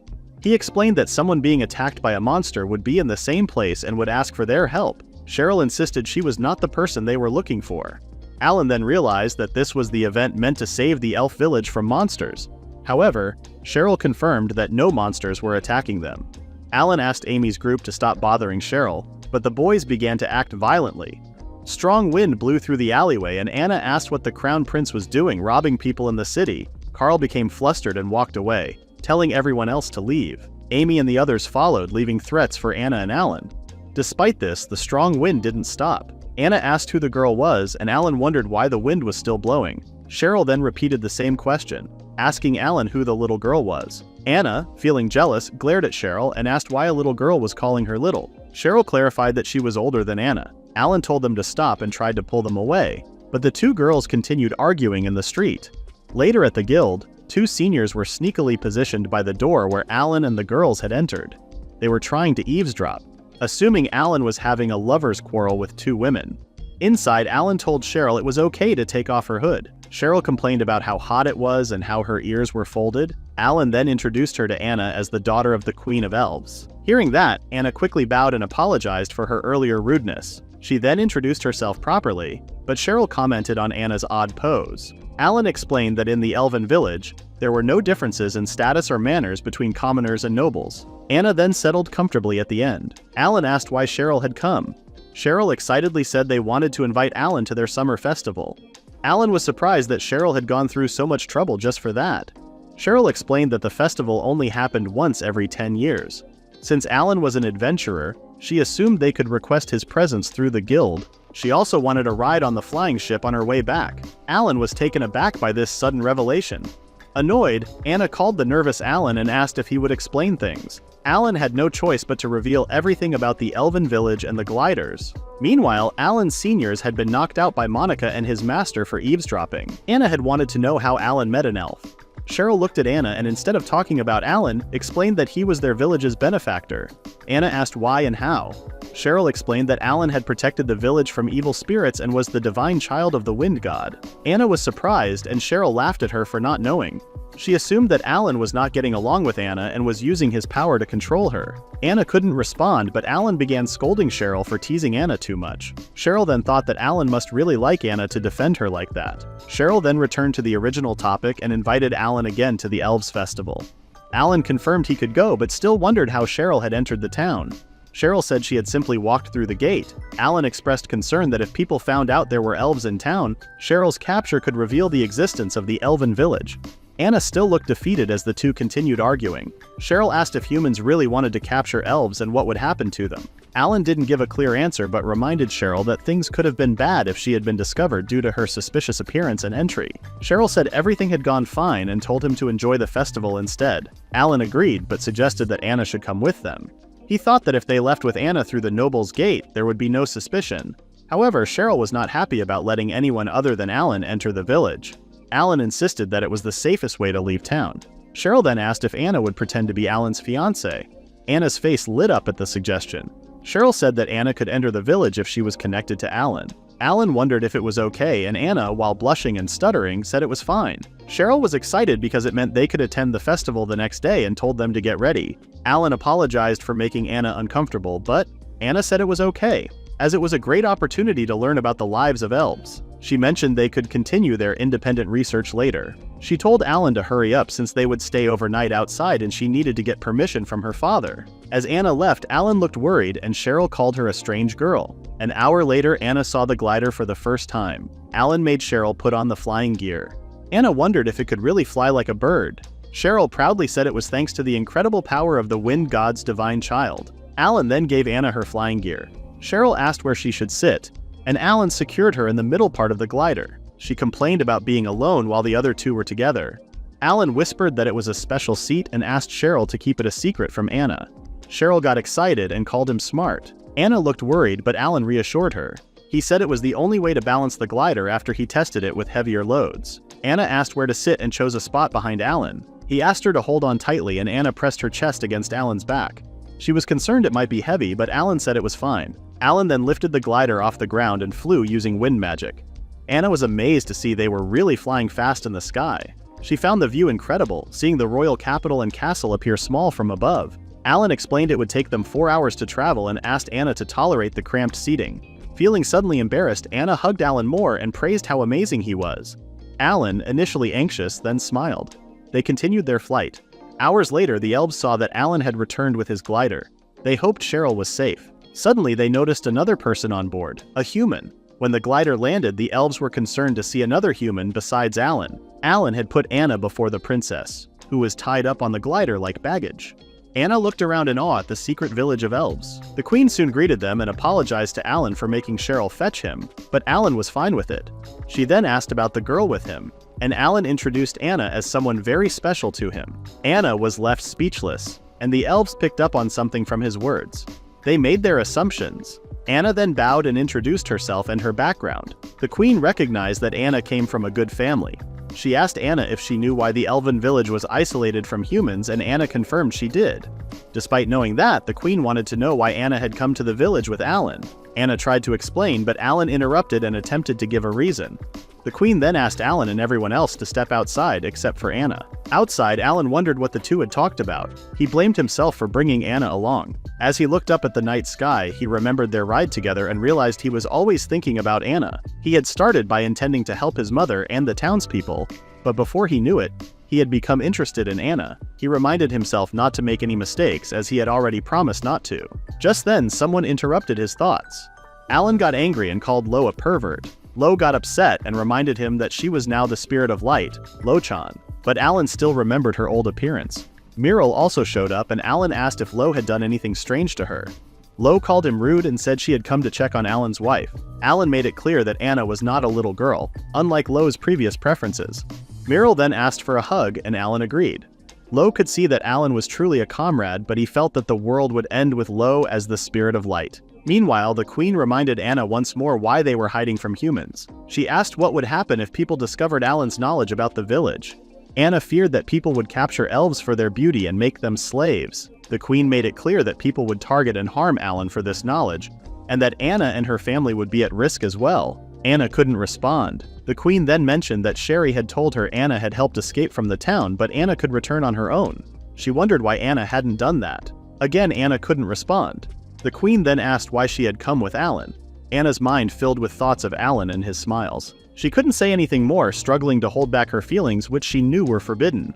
With Alan on her mind, Anna started crying uncontrollably and couldn't say anything more than Alan's name. The queen understood that commoners and nobles couldn't be together because of societal rules. Seeing Anna heartbroken, the queen suggested they live together in the village.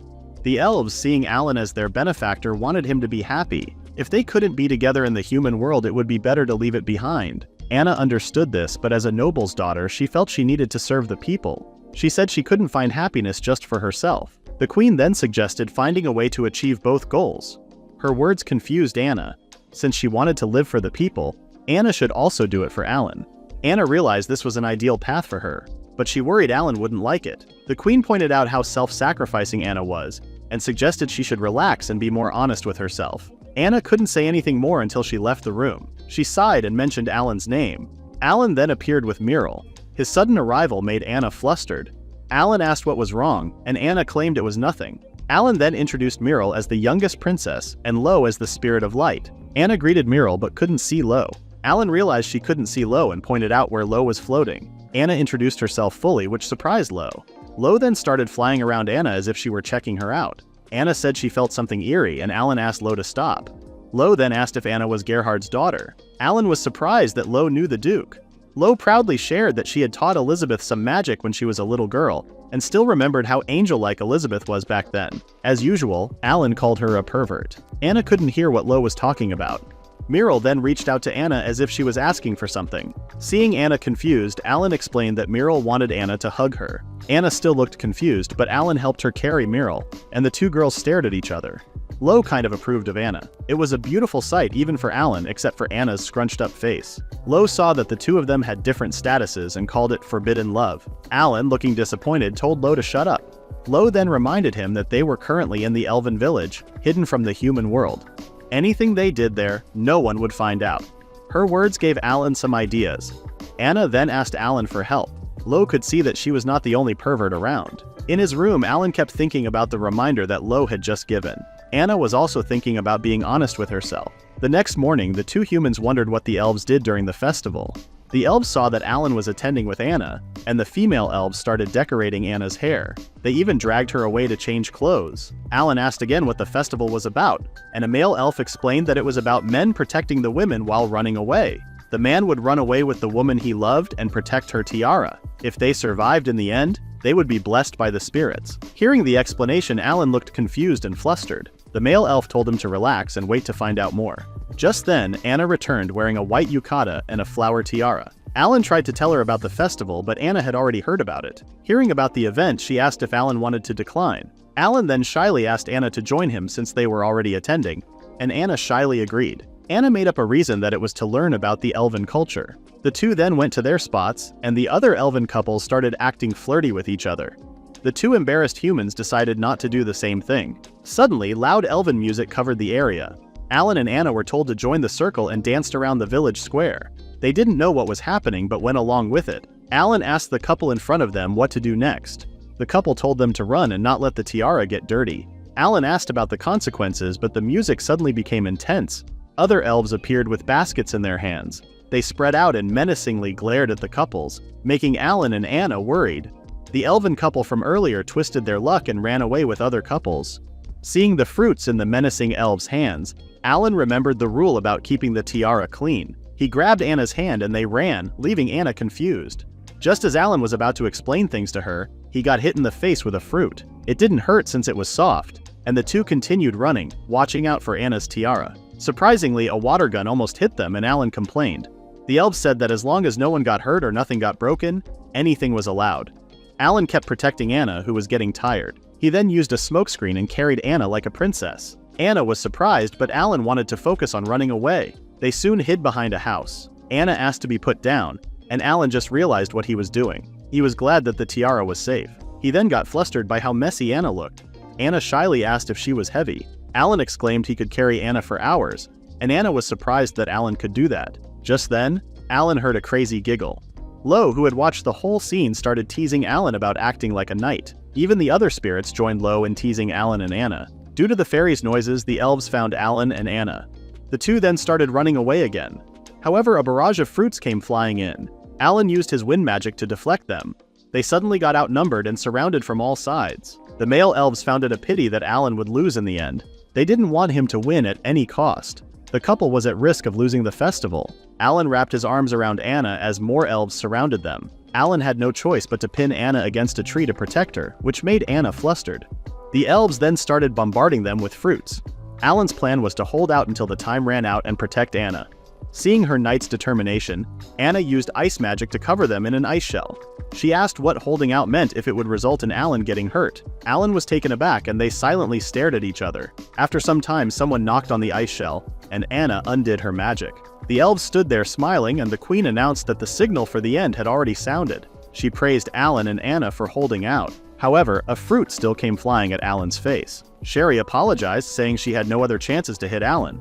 She then commended Anna for doing a great job. The festival ended, and many elven couples who were eliminated promised each other to do better in 10 years. Alan and Anna were shocked by how the elves treated 10 years like 10 minutes. The elven host then called over those who had protected the tiara.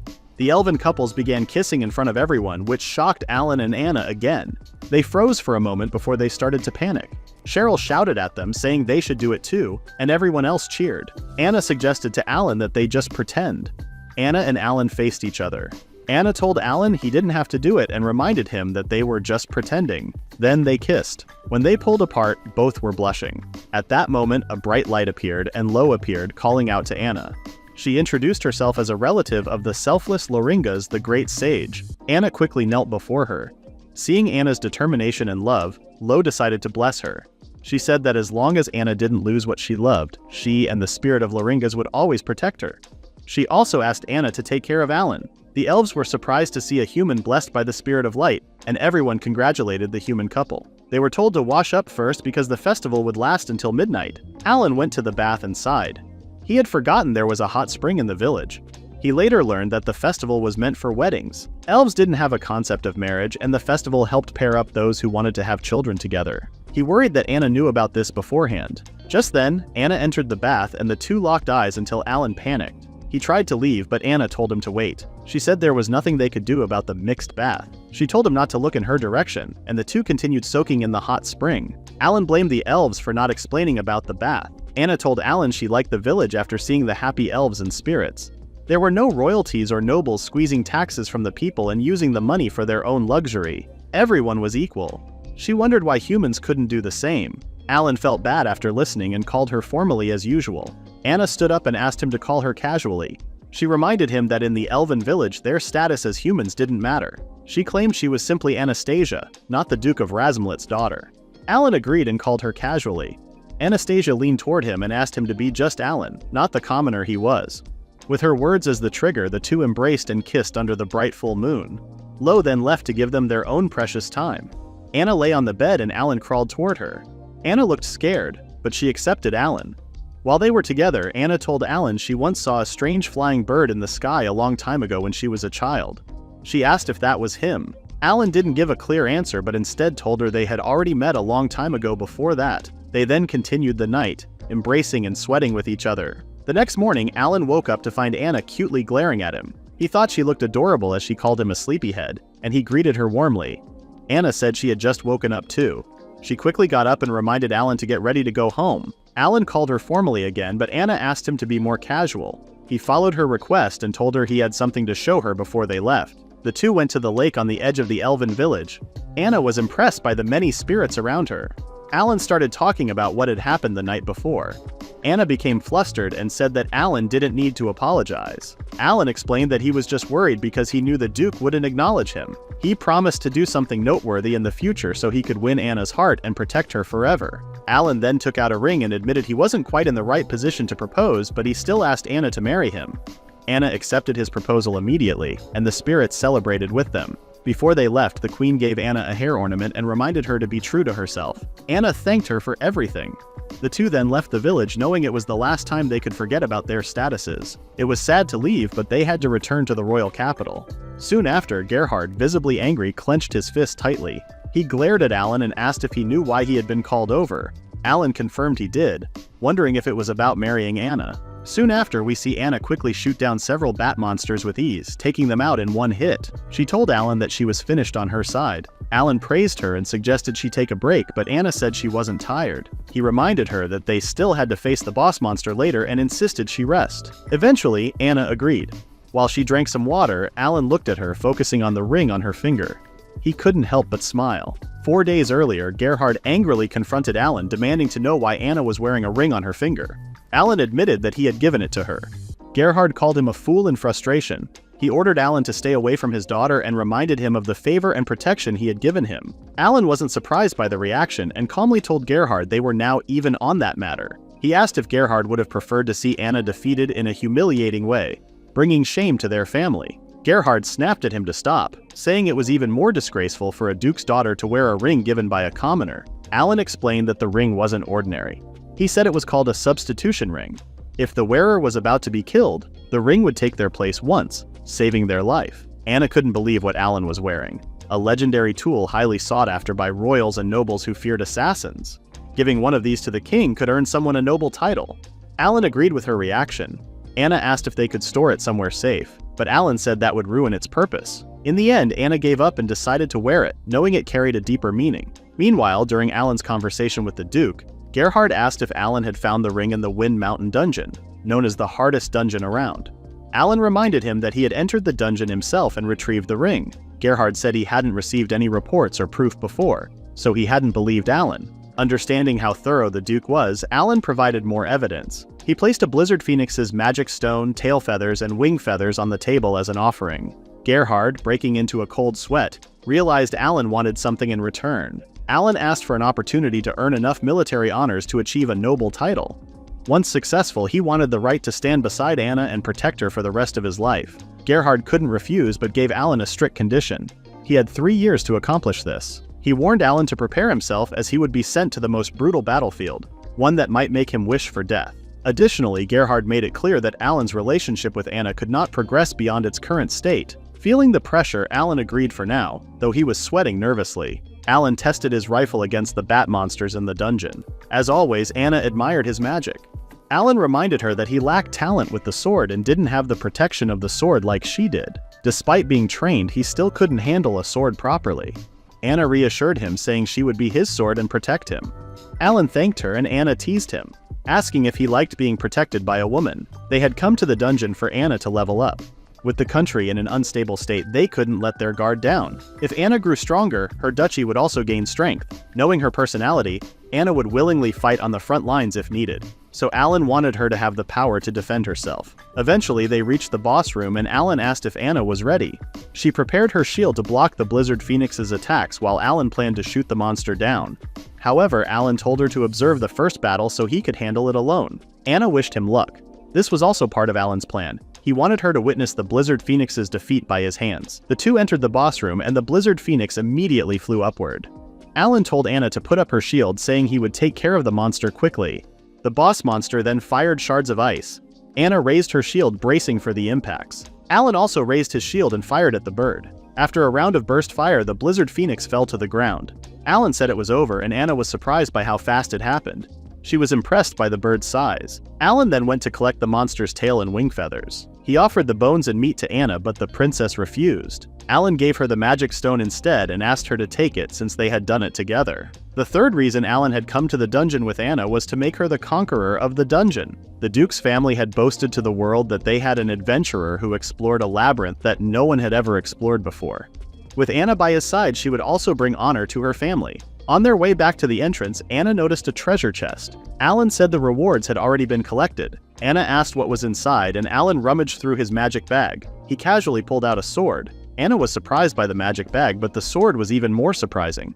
It was the Sky Knight's sword, a legendary weapon. Anna couldn't believe such a valuable weapon existed and examined it closely. Seeing Anna's interest, Alan decided to give her the sword. He said it would be a birthday gift since last year he had not been in a position to celebrate her birthday. Anna hesitated to accept such a valuable gift. Alan said it was his first gift to someone he had proposed to and asked her to let him give her the best gift. He then took back the sword and promised to give it to her on her birthday. Suddenly, Anna started to fidget and asked if there were any monsters around. Alan confirmed that the monsters had been cleared out. Realizing that it was just the two of them in the dungeon, Anna shyly leaned toward Alan and asked once more if there was no one else around. Alan understood what was Anna up to, and the next moment was a secret between the two of them. Just read the web novel. After several trips through the dungeon, Anna leveled up. Alan reported their progress to the Duke and showed him their spoils. The Duke accepted them and promised to officially register their quest. He also warned Alan again not to touch his daughter. However, the Duke was too late. No one knew that Alan and Anna had already crossed that line, but Alan didn't feel guilty about it. There were 2 days left of summer vacation. Alan and Anna headed to the Valley of the Flying Dragons. Alan planned to introduce Anna to Melissa and Jerome. While flying, Anna held onto Alan tightly and he asked her what was wrong. Anna said she had heard that the Valley of the Flying Dragons was a scary place and wondered if they would be safe. Alan told her not to worry because he knew someone there. Then Alan asked why Anna spoke differently from other noble ladies. Anna wondered if it sounded rude or unpleasant and thought men probably liked women who spoke politely. She teased Alan by whispering his name in his ear while speaking politely. Alan became flustered and their aircraft wobbled. He apologized, surprised by her actions. Anna asked if he didn't like the way she spoke, but Alan assured her he didn't mind. He said he just wanted a relaxed relationship with her and told her to speak however she felt comfortable. Anna agreed. She then reminded Alan that she had once been engaged to the prince. She remembered living with him and training together with a sword. She had also acted on his behalf, handling lazy nights, which made her get used to speaking in a superior way. But now she wouldn't need to do that anymore and would change slowly once she married Alan. Her words flustered Alan, and he added that everything would change once she became a mother. As they argued mid-air, a wyvern suddenly charged toward them. Anna panicked when she saw the wyvern, but Alan assured her it was fine. He introduced himself, but the wyvern didn't seem to recognize him. When the wyvern attacked, Alan realized it was new to the valley. Suddenly, a black dragon appeared and stopped the wyvern from attacking Alan and Anna. Jerome the black dragon landed and worriedly asked if Alan was all right. After thanking Jerome for saving them, Alan explained to Anna that Jerome had recently evolved into a sky dragon. Anna, breaking into a cold sweat, struggled to believe Alan was friends with such a powerful creature. Before she could process it, Melissa, another dragon, appeared and asked who Anna was. Anna felt overwhelmed by the presence of yet another dragon. Melissa asked about the situation and whether it was time to help Alan. Alan first inquired if any humans had recently attacked the valley. Melissa shared reports from the wyverns about a pink-haired woman in her group who had caused trouble. They were weak and were quickly dealt with. Melissa then asked if Alan needed help, as promised earlier. Alan said there was nothing urgent but requested their support in the future if Anna was ever in danger. Melissa realized Anna was Alan's chosen mate. Alan confirmed this but mentioned that Anna's parents hadn't approved of him yet, and he planned to earn their acceptance. Melissa saw this as a challenge, while Jerome suggested killing Anna's parents to solve the issue. Both Alan and Anna were shocked by Jerome's suggestion. Melissa hit Jerome to stop him, though it was clear Jerome only wanted to help Alan. Alan apologized to Anna and explained that it might just be dragon humor. Melissa took on the responsibility of helping Anna if needed in the future. She memorized Anna's, and Jerome joined in. Embarrassed, Anna overheated and felt flustered. Melissa swore to protect Anna when the time came, and Alan thanked her. Melissa brushed it off as nothing, though she did ask for some meat. Alan casually pulled some from his magic bag, and Anna watched as the dragon happily ate. She remarked that life with Alan was never boring. Jerome tried to ask for his share, but Melissa told him to reflect on his earlier suggestion first. After giving some meat to Jerome, the couple left the valley. Their short vacation had ended, and it was time to return to school. During the summer break, Anna and Alan worked on independent research focused on building a peaceful relationship between adventurers and the country. Conflicts between the two groups had always existed, mainly over profits from the labyrinths. The nobles wanted the treasures for themselves, but didn't want to risk losing their knights in labyrinth accidents. At the same time, they avoided hiring adventurers as they didn't want to take responsibility for them and often found ways to claim part of the profits from the adventurers who risked their lives. Margaret and Melissa helped finalize the research. Margaret shared an example from Altmund, her hometown, where knights and adventurers worked together to hunt orcs, ensuring a stable meat supply. Anna decided to include this as a case study. While Anna was gathering the Adventurers Guild's perspective, Margaret noticed the ring on her finger and asked about it. Isabella assumed it was from Alan, making Anna flustered. Alan felt bad for putting her in an awkward spot. Anna had been wearing the ring and the hair ornament since their visit to the Elven village. Although rumors spread about her at school, she never revealed who gave her the gifts. However, Margaret and Isabella often teased her about it. The fairy hair ornament had caused some problems. Amy kept insisting it belonged to her and demanded it be returned. Anna corrected her, saying it wasn't Amy's property and had been given to her by a noble. Amy argued it was meant to be hers, but Anna firmly refused to hand it over. The prince stepped in, claiming the ornament was originally intended for Amy. Alan could see the prince still blindly believed Amy and thought he was hopeless. Alan decided to step in and explain that the ornament now held special meaning for Anna. The prince angrily told him to stay out of it, insisting the ornament was Amy's. Amy then signaled Leo, who tried to take the ornament from Anna. The moment he touched it, Leo was sent flying through the air. The other students stared in shock as Leo rolled on the ground. Alan quickly checked on Anna to make sure she was okay. Suddenly, the spirit spoke out, furious at Amy and her group for trying to harm Anna, who was beloved by them. Their anger terrified Amy and the boys, and some of them ran away in fear. Amy turned her anger toward Alan, blaming him for ruining everything. She shouted that she was supposed to become the saint in the first place and claimed the country would fall apart without her. She glared at Alan with hatred. Alan calmly made it clear that the hair ornament belonged to Anna. He told Amy to stop living in a fantasy and face reality. He reminded her to look at the living people around her and said there was no such thing as a heroine in the real world. He repeated the same message to the others, saying they were all real people with real lives. Amy broke into a cold sweat and walked away looking shaken. Alan believed his words would make her reflect on her actions and change her ways. However, he would soon realize that he had made a big mistake. During the lunch break, Anna looked uneasy as she walked with Alan. When Alan asked her what was wrong, Anna admitted she had been constantly looking for a place where they could be alone. Alan then suggested going to the labyrinth again, and Anna agreed. Margaret and Isabella saw them and invited them to join for lunch. While everyone was enjoying the meal, the prince suddenly appeared. He handed Anna a letter from his father, the king, and asked her to read it and give her response immediately. After reading the letter, Anna told the prince she would meet the king soon. The prince left, saying he would send a carriage to pick her up the next day. Alan noticed the prince smiling in a way that made him think the prince was planning something. Margaret asked what the letter was about, and Anna explained that she had been summoned by the king. The details were unclear, but Anna assumed she would spend some time at the royal castle. The others found it suspicious, but Anna confirmed that both the wax seal and the imperial seal were authentic. Alan said he would miss her, knowing they would be apart. Anna told him not to exaggerate since she expected to be gone for just a week.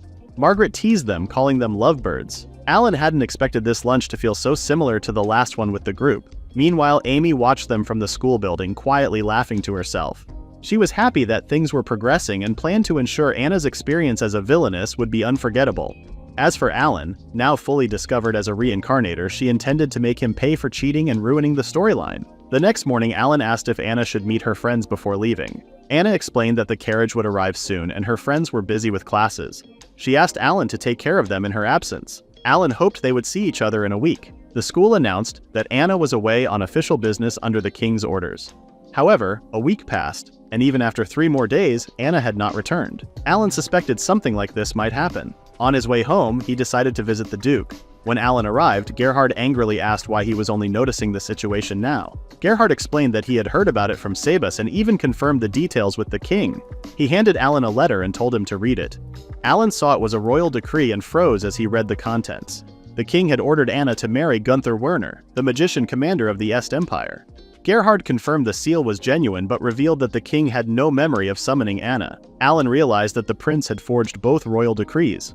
Gerhard explained that the prince refused to testify, claiming he had done nothing to harm the kingdom. Alan was furious, unable to believe that the foolish prince had effectively sold Anna to an enemy nation. Gerhard then revealed that the Est Empire had declared war on their kingdom. They claimed their peace envoy had been attacked and reported that Anna, the bride, and her escort soldier had been killed. However, Gerhard believed this was only an excuse for the Est Empire to start a war. Alan thought the Duke didn't believe Anna was really dead. Gerhard said he didn't believe it either since there was no proof the carriage had been attacked. It seemed likely that the Empire had kidnapped and imprisoned her.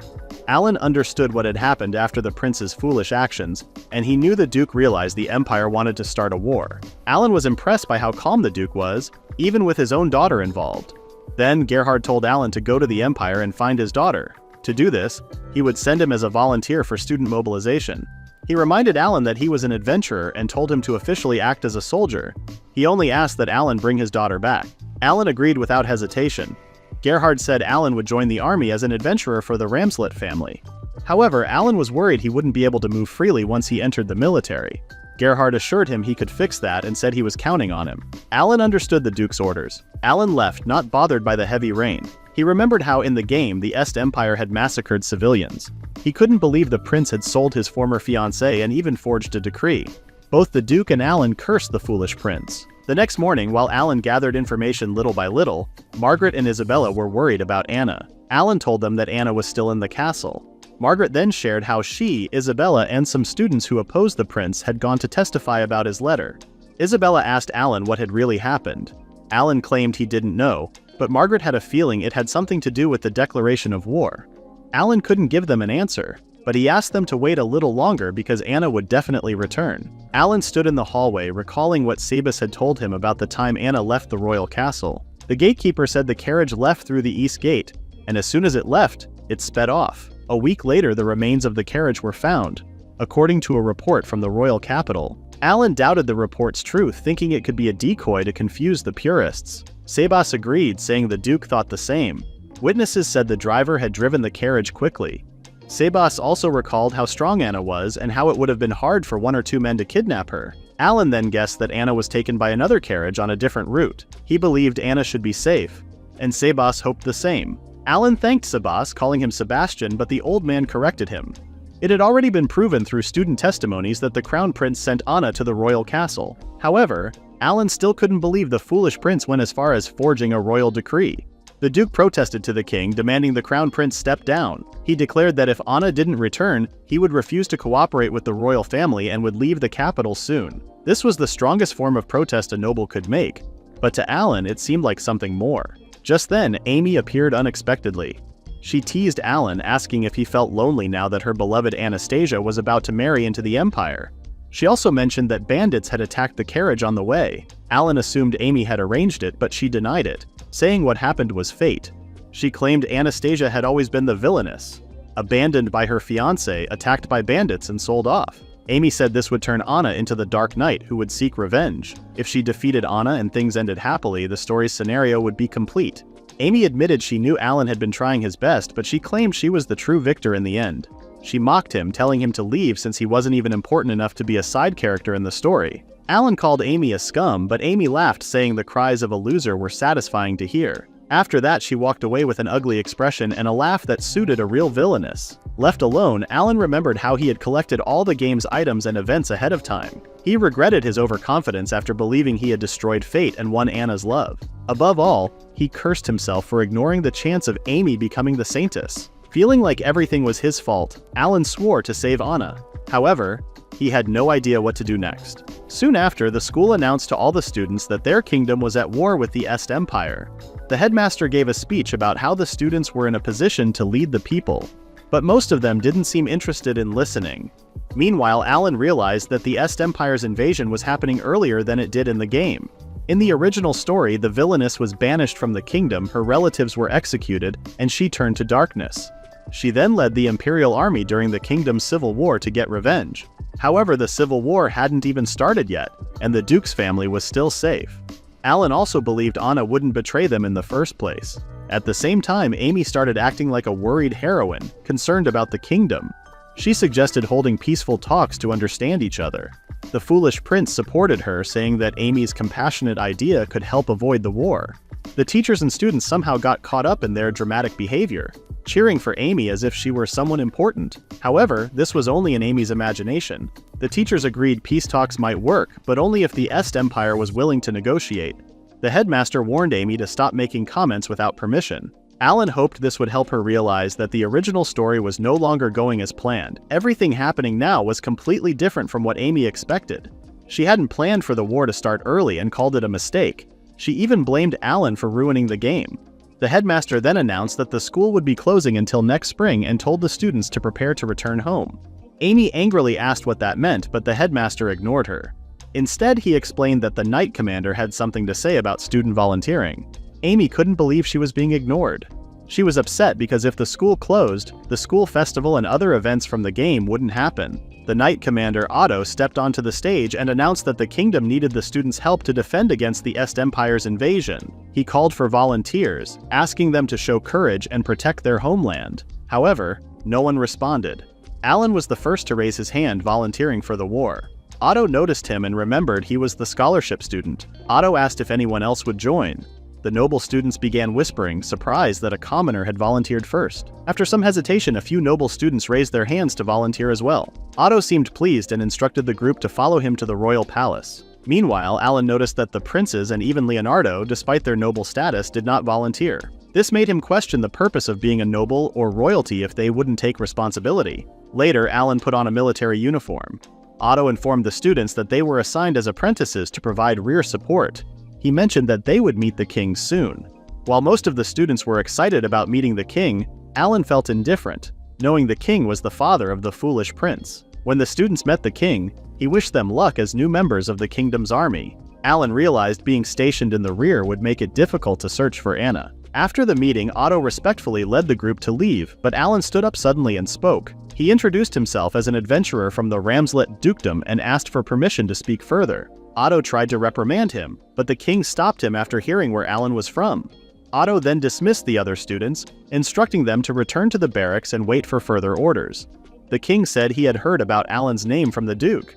He remembered how Alan defeated his son's group in a duel, and Alan confirmed this. The king also mentioned how the Duke often refused to cooperate with the royal family, but he was surprised to see Alan offering his support.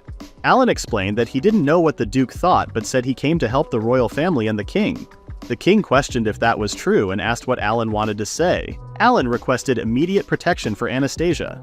He also asked for strict punishment for those involved in misusing the royal seal and forging royal decrees. The king's expression grew serious, and he demanded to know what Alan was talking about. Otto warned Alan that speaking disrespectfully to the king would not be allowed, even if he was still a student. Alan quickly knelt and apologized. The king angrily asked if Alan understood the seriousness of bringing up such a topic in front of him. Alan admitted he had overstepped. The king scoffed, assuming the Duke had sent Alan to insult him as usual. Alan responded with a faint smile. The king then tried to dismiss Alan and told him to do well in the rear. However, Alan asked to be sent to the front lines instead as punishment for his disrespect. Otto angrily questioned if Alan understood what he was saying. Since Alan was under the Duke's care, Otto wondered why he wasn't following the Duke's example of refusing to cooperate with the royal family. Alan replied that he volunteered for the country and was fully dedicated to serving the king. Impressed by his words, the king agreed to send Alan to the front lines and ordered him to crush the imperial forces. The king gave orders based on Alan's instructions. He wrote down the plan: go to the fortress city of Caldacia and take back the Bruzeni region. After that, the king asked Alan what reward he wanted. Alan replied that he would ask for a reward after defeating the Imperial army. Otto felt insulted, but the king found it amusing. The king then decided Alan could have gold, a title, women, or anything else he wanted, but only if he won. He ordered Alan not to return unless he was successful. Alan accepted the command and promised to do his best before excusing himself. After Alan left, Otto asked the king if it was okay to ignore Alan's disrespect.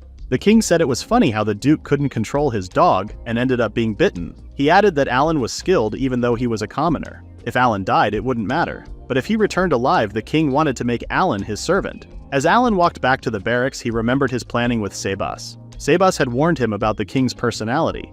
Alan had been nervous about acting rude on purpose, thinking he might lose his head. Sebas assured him the king wasn't foolish enough to kill a student, even if he was foolish in other ways. Alan realized that Sebas's risky plan had actually worked. Now his next problem was figuring out how to tell his mother about being drafted. At home, Alan told his mother about the war during dinner. He assured her that students were only given simple tasks in the rear. His mother understood, but she still looked sad. Alan tried to bring up Anna, but his mother spoke first. She already knew how much Alan liked Anna, and she also knew Anna felt the same way about him. When Alan asked if it was obvious, his mother said it wasn't, but she had guessed from the letter they received about Anna and the meal invitation. Even though his mother didn't want him to go to war, she wished him success since it was for the sake of the Duke's daughter he loved. She told Alan not to worry about her and to focus on saving Anna instead. She also reminded him to keep his priorities straight and think about what was truly important. Her words stayed in Alan's mind, and he realized his most important goal was to save Anna no matter what. Alan later visited the Sky Dragon couple to explain the situation. This time, Melissa was furious and wanted to kill the prince. Jerome had to calm her down and suggested wiping out everyone in the royal palace instead. Alan quickly warned them not to do that, as it would make humans turn against them. He explained that he only needed their help to find Anna. Melissa was concerned about not helping Alan in the war, but Alan said it was the humans' problem in the first place. The dragons thought Alan was too kind for his own good. Melissa promised him not to worry, they would find Anna no matter what. Jerome, worried, told Alan not to die. Alan reassured him, and the dragon couple flew off to search for Anna. As Alan watched them leave, he knew it was time for him to head to the front lines. Later, Anna took a shower, still deep in thought. She only knew that the king had given an order, not to the duchy but directly to her. Even the crown prince had come to deliver it himself. She wondered if it was something important, but either way, she knew she couldn't say no to the king. She realized she had to pack quickly, so she got out of the shower. Just then, Alan knocked on her door.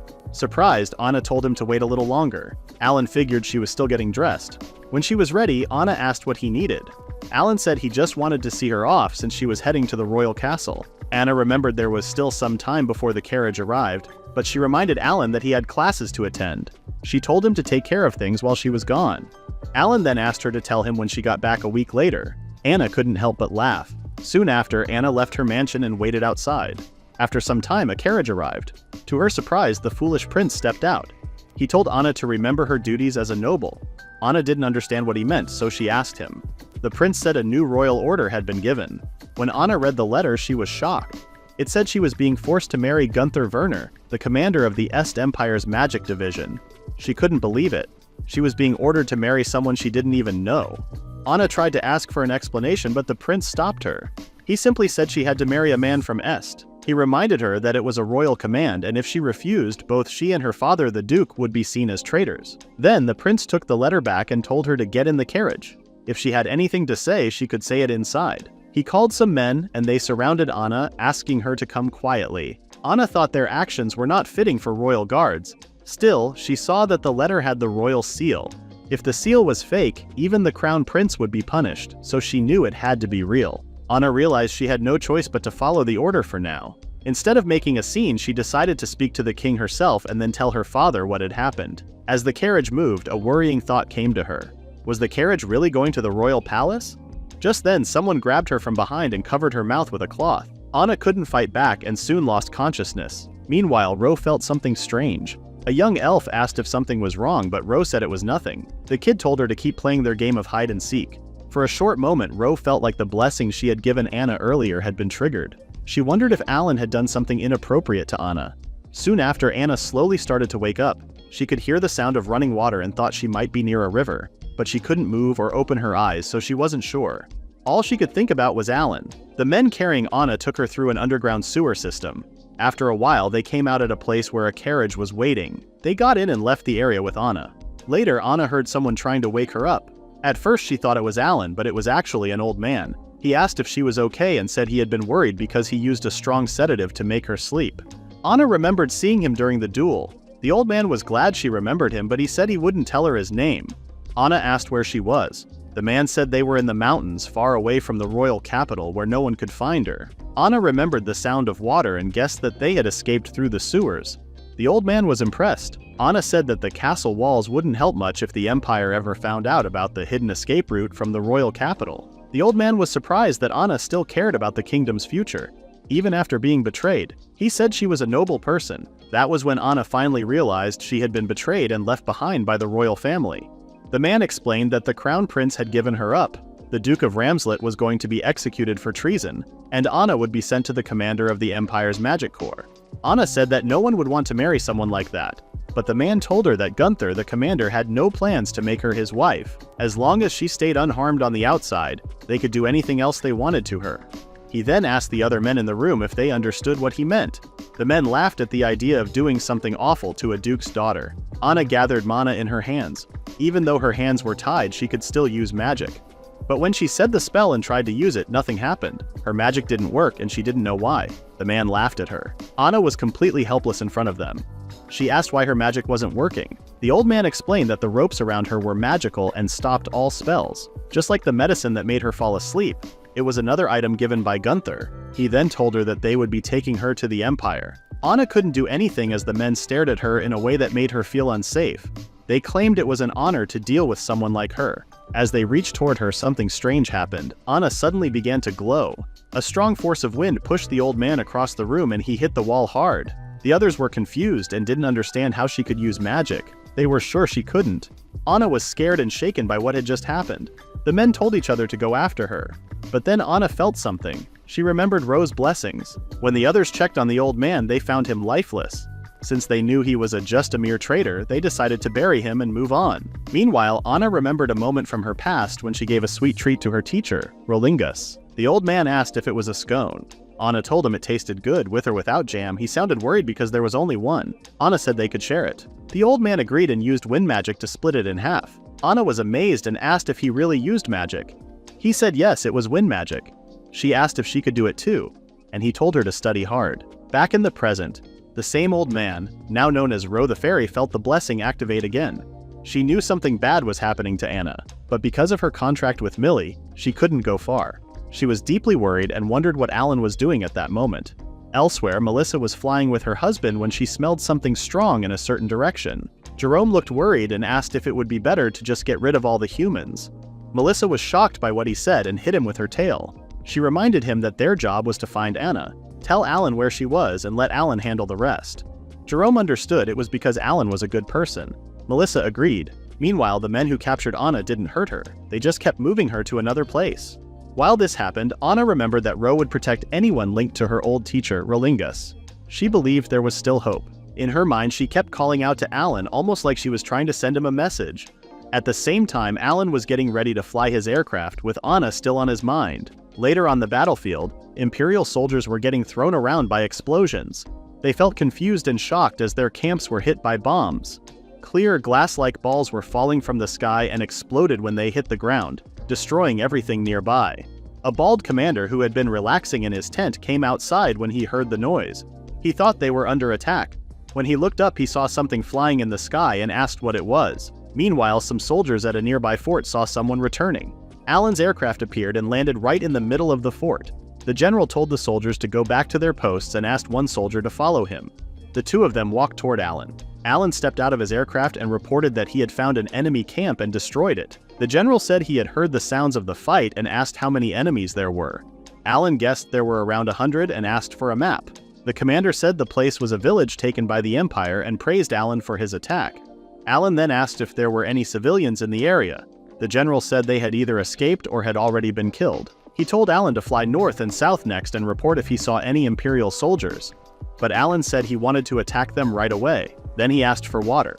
A water boy brought some, but Alan said the water was for his aircraft. Still, he drank some and thanked the boy. While other soldiers were filling the aircraft with water, the general asked Alan how he was using it. Alan casually explained that he froze the water and dropped it from the sky.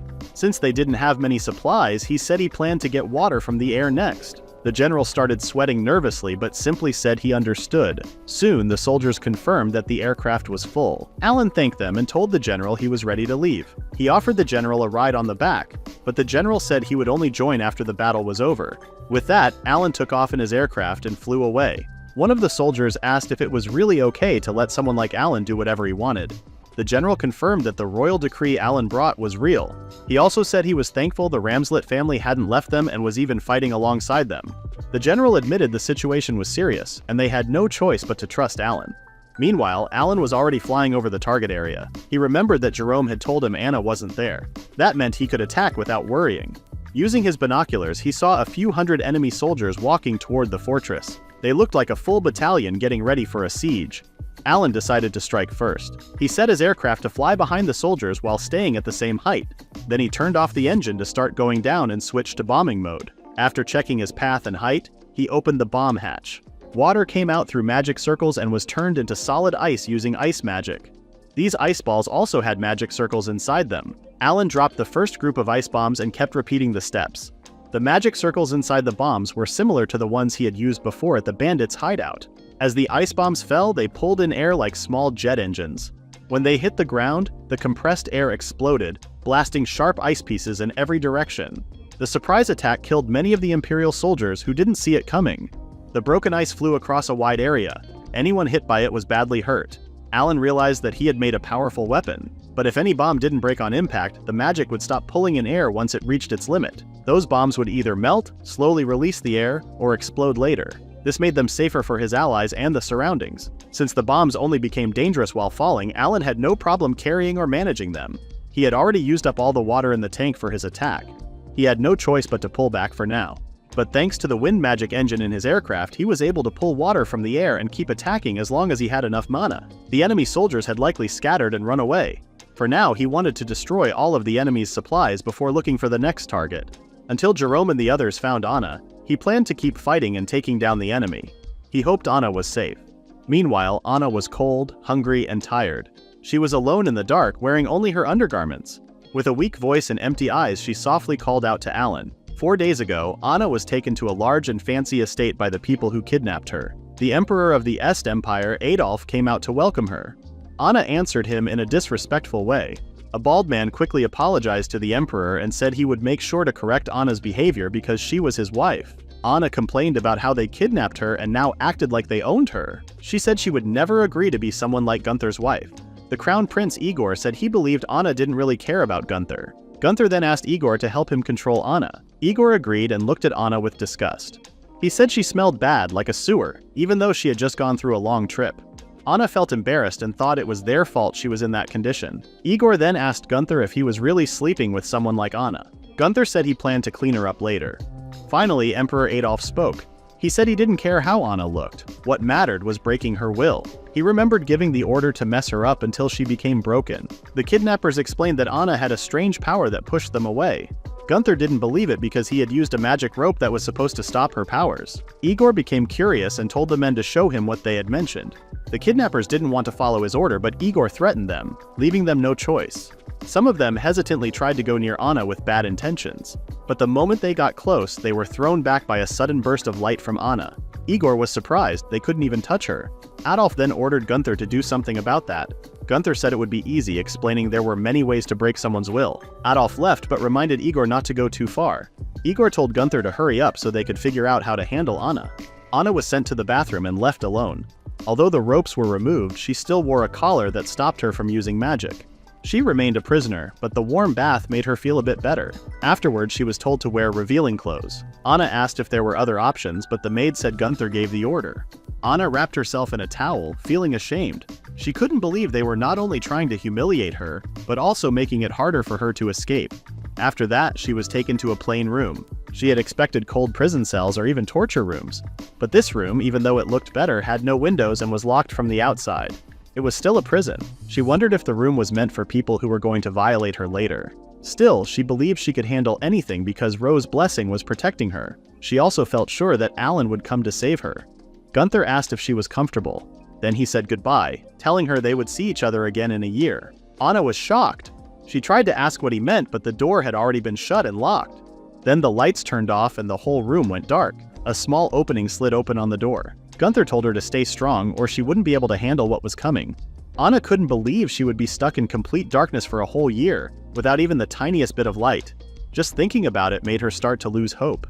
Back at the Centralan Kingdom's fort, the general talked about how they had attacked 3 enemy locations successfully over the past week. He gave credit to Alan for those victories. But Alan said he didn't destroy everything. The general guessed that any enemies who survived had been moved to other groups. But Alan believed the bombings had crushed the enemy's spirit. He thought most of the soldiers who survived wouldn't be able to fight anymore. For the first time, the other soldiers heard the word bombing. They asked if Alan meant attacks from the sky. Alan said yes. He explained that even though the enemy might come up with ways to fight back, needing to watch both the sky and the ground would make things harder for them. This gave their own side an advantage. One soldier added that their troops had already started pushing the Imperial army back in several places. The general said it was the perfect time to keep going and take back Cardassia. Everyone felt excited after hearing that. Why were they so excited? Cardassia was a fortress city in the Bruseni region. Long ago, it was the biggest military base on the eastern side of Centralan. Est had taken it during a war 50 years ago and it had stayed under their control ever since. The general explained that there were 3 smaller forts on the west side of the main fortress. He said they would start by attacking the one farthest to the north. He wanted Alan to focus his attack there first. Alan said he could handle it on his own. He even said it was easier to fight without other soldiers getting in his way. Some of the soldiers didn't like what Alan said. They got upset and asked if he was calling them useless. They warned him not to act like he was better than everyone else, especially since he was still a student. They were also shocked that he had spoken so rudely to the general. But the general told the soldiers to calm down. He reminded them that Alan was a B-ranked adventurer from Ramslet, sent by the king's orders. That meant Alan didn't have to follow their commands. The general also said that Alan's results should already speak for themselves. Then the general told Alan he was planning to send all the troops to Cardassia. He wanted to finish the mission quickly before any troublemakers from the capital arrived. This surprised the other soldiers. They asked if the general meant the king was sending backup. The general confirmed that a noble was leading the new group of troops. The soldiers were unhappy. They said the royal forces had been ignoring all their requests until now. It felt like the nobles were only coming to take over once the hard work was done. Alan stayed quiet, feeling a little relieved that the soldiers were no longer mad at him. The general asked Alan again if the plan was okay. Alan said yes, and the general continued with the rest of the briefing. Meanwhile, Anna woke up when she heard the clanking sound of the door. A small hatch at the bottom opened and someone slid in a tray with food. It only had a piece of bread and a cup of water.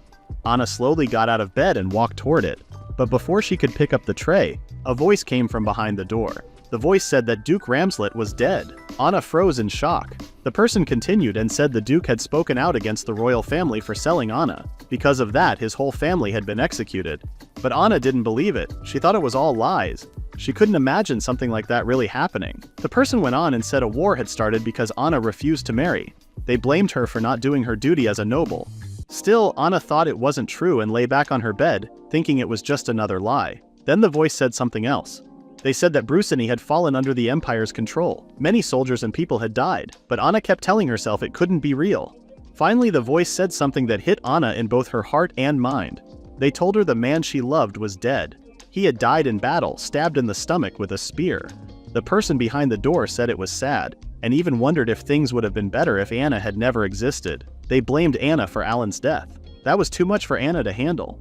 She started sweating and gasping for air. She held her chest and dropped to her knees on the bed. She struggled to breathe as she tried to say Alan's name while holding her ring tightly. But in truth, Alan was still alive. He was safe and continued flying missions alone in his aircraft. As Alan kept flying, he finally reached the kingdom's target, the Northern Fortress. He saw that the battle had already started. There were 3 fortresses that protected Cardassia and watched over the borders. The plan was to attack the northernmost one first. Arrows were flying from both sides, and the kingdom's soldiers couldn't even get close with their siege weapons. Alan could see that the defenses were strong. When he looked in another direction, he noticed movement from the central fortress. Soldiers were coming out through the gates. Alan guessed they were planning to attack from the south. He decided it was time to start dropping bombs. At the same time, the general received a report that 500 enemy troops were coming from the central fortress. This forced their southern front line to pull back. The general stayed calm and told his men to trick the enemy into coming closer. Then he ordered the archers to take positions on the high ground facing south. At that moment, they heard Alan's aircraft flying toward the enemy reinforcements. Ice bombs dropped on the Imperial soldiers, destroying them quickly. The general told his men to split into 2 groups and fight back. He also told the soldiers at the front to fall back. After the bombing ended, they would move in with the siege towers. Alan then dropped bombs on the soldiers guarding the walls. Seeing this, the general gave the order to push forward with the siege towers. He wanted to take control of the fortress so they could move on to the one in the center. He said the main army would handle the enemies in the south. From above, Alan saw that the attack on the northern fortress had started again. He chose to fly back and destroy the southern fortress too. He believed that just one bombing had already broken the fort's defenses. The gap in technology was huge. He thought the other 2 fortresses would fall soon as well. He also wondered if he should attack the S troops running away to Cardassia. And with that, Alan continued his mission. Meanwhile, Anna quietly lay on her bed. She wondered how much time had passed. Every day felt dark. She even started seeing things. Once she imagined Alan standing in front of her, wearing his uniform and smiling. She reached out to touch him, but then Alan was suddenly stabbed from behind with a spear. She begged him not to leave, but he disappeared. She said he was supposed to protect her, just like he had promised. Then, the small hatch at the bottom of the door opened. Feeling curious, Anna looked closer and saw a blade slowly coming through. A black sword fully slid into the room. Anna, tired and almost out of strength, quietly stared at it. Anna kept staring at the black sword. She slowly walked toward it, wondering why a weapon like that was in such a place. She reached out and touched its handle. Suddenly, a bright light flashed and blinded her. When she could see again, she saw her family hanging from a platform. She called out to them, but no one answered. Tears ran down her face. Then she froze. Someone else was behind her. It was Alan, her beloved. He had been stabbed in the back with many spears. His body was broken and his insides were spilling out. Anna crawled to him, but he was already gone. Overcome with pain and fear, she passed out, still holding the sword in her hand. At the same time, a general shouted in anger. He wanted to know why Alan refused to use his weapon. Reclaiming Cardassia had always been their goal, and yet Alan hesitated. Another soldier asked what the weapon was called. Alan said it was the firebomb. When launched, it spread fuel and exploded in flames. It was powerful, especially against groups of people and buildings. The general thought it was the perfect weapon for their mission. But Alan explained that there were still many civilians in Cardassia. His commander gave him a cold, silent stare. The general said there was no reason to show kindness to the people who had joined the enemy. He ordered Alan to destroy the whole city and rebuild it later. He reminded Alan that he had built the weapon for this very purpose. Alan's superior, General Beinhorn, spoke to the other leaders. He suggested giving Cardassia a warning first, so the civilians could have time to leave. He believed this would show the world that their kingdom was fair and honorable. But the general said he wouldn't wait too long. After the meeting, Beinhorn said it was a mistake to bring up the firebomb during the council. Alan admitted he had been careless. Still, Beinhorn knew Alan had made the weapon to be used from the beginning. Alan agreed it was powerful against cities. The fuel-based fire was hard to put out and could trap people. Even buildings made to resist fire would still burn. Alan then asked about giving a warning. Beinhorn said their higher-ups would only give them 5 days at most, and even then, some people would stay behind. He believed the fire would be enough to scare them into giving up. It was a simple and effective method, but he also warned that it would make recovery harder after the war. He told Alan not to take it too far. That night, Alan spent some time alone. He looked up at the sky. He thought about how people also lived in enemy cities just like his family and friends did in his own country. He wondered how many of them would run away after hearing the warning. Just then, Melissa showed up and asked Alan to go somewhere else with her.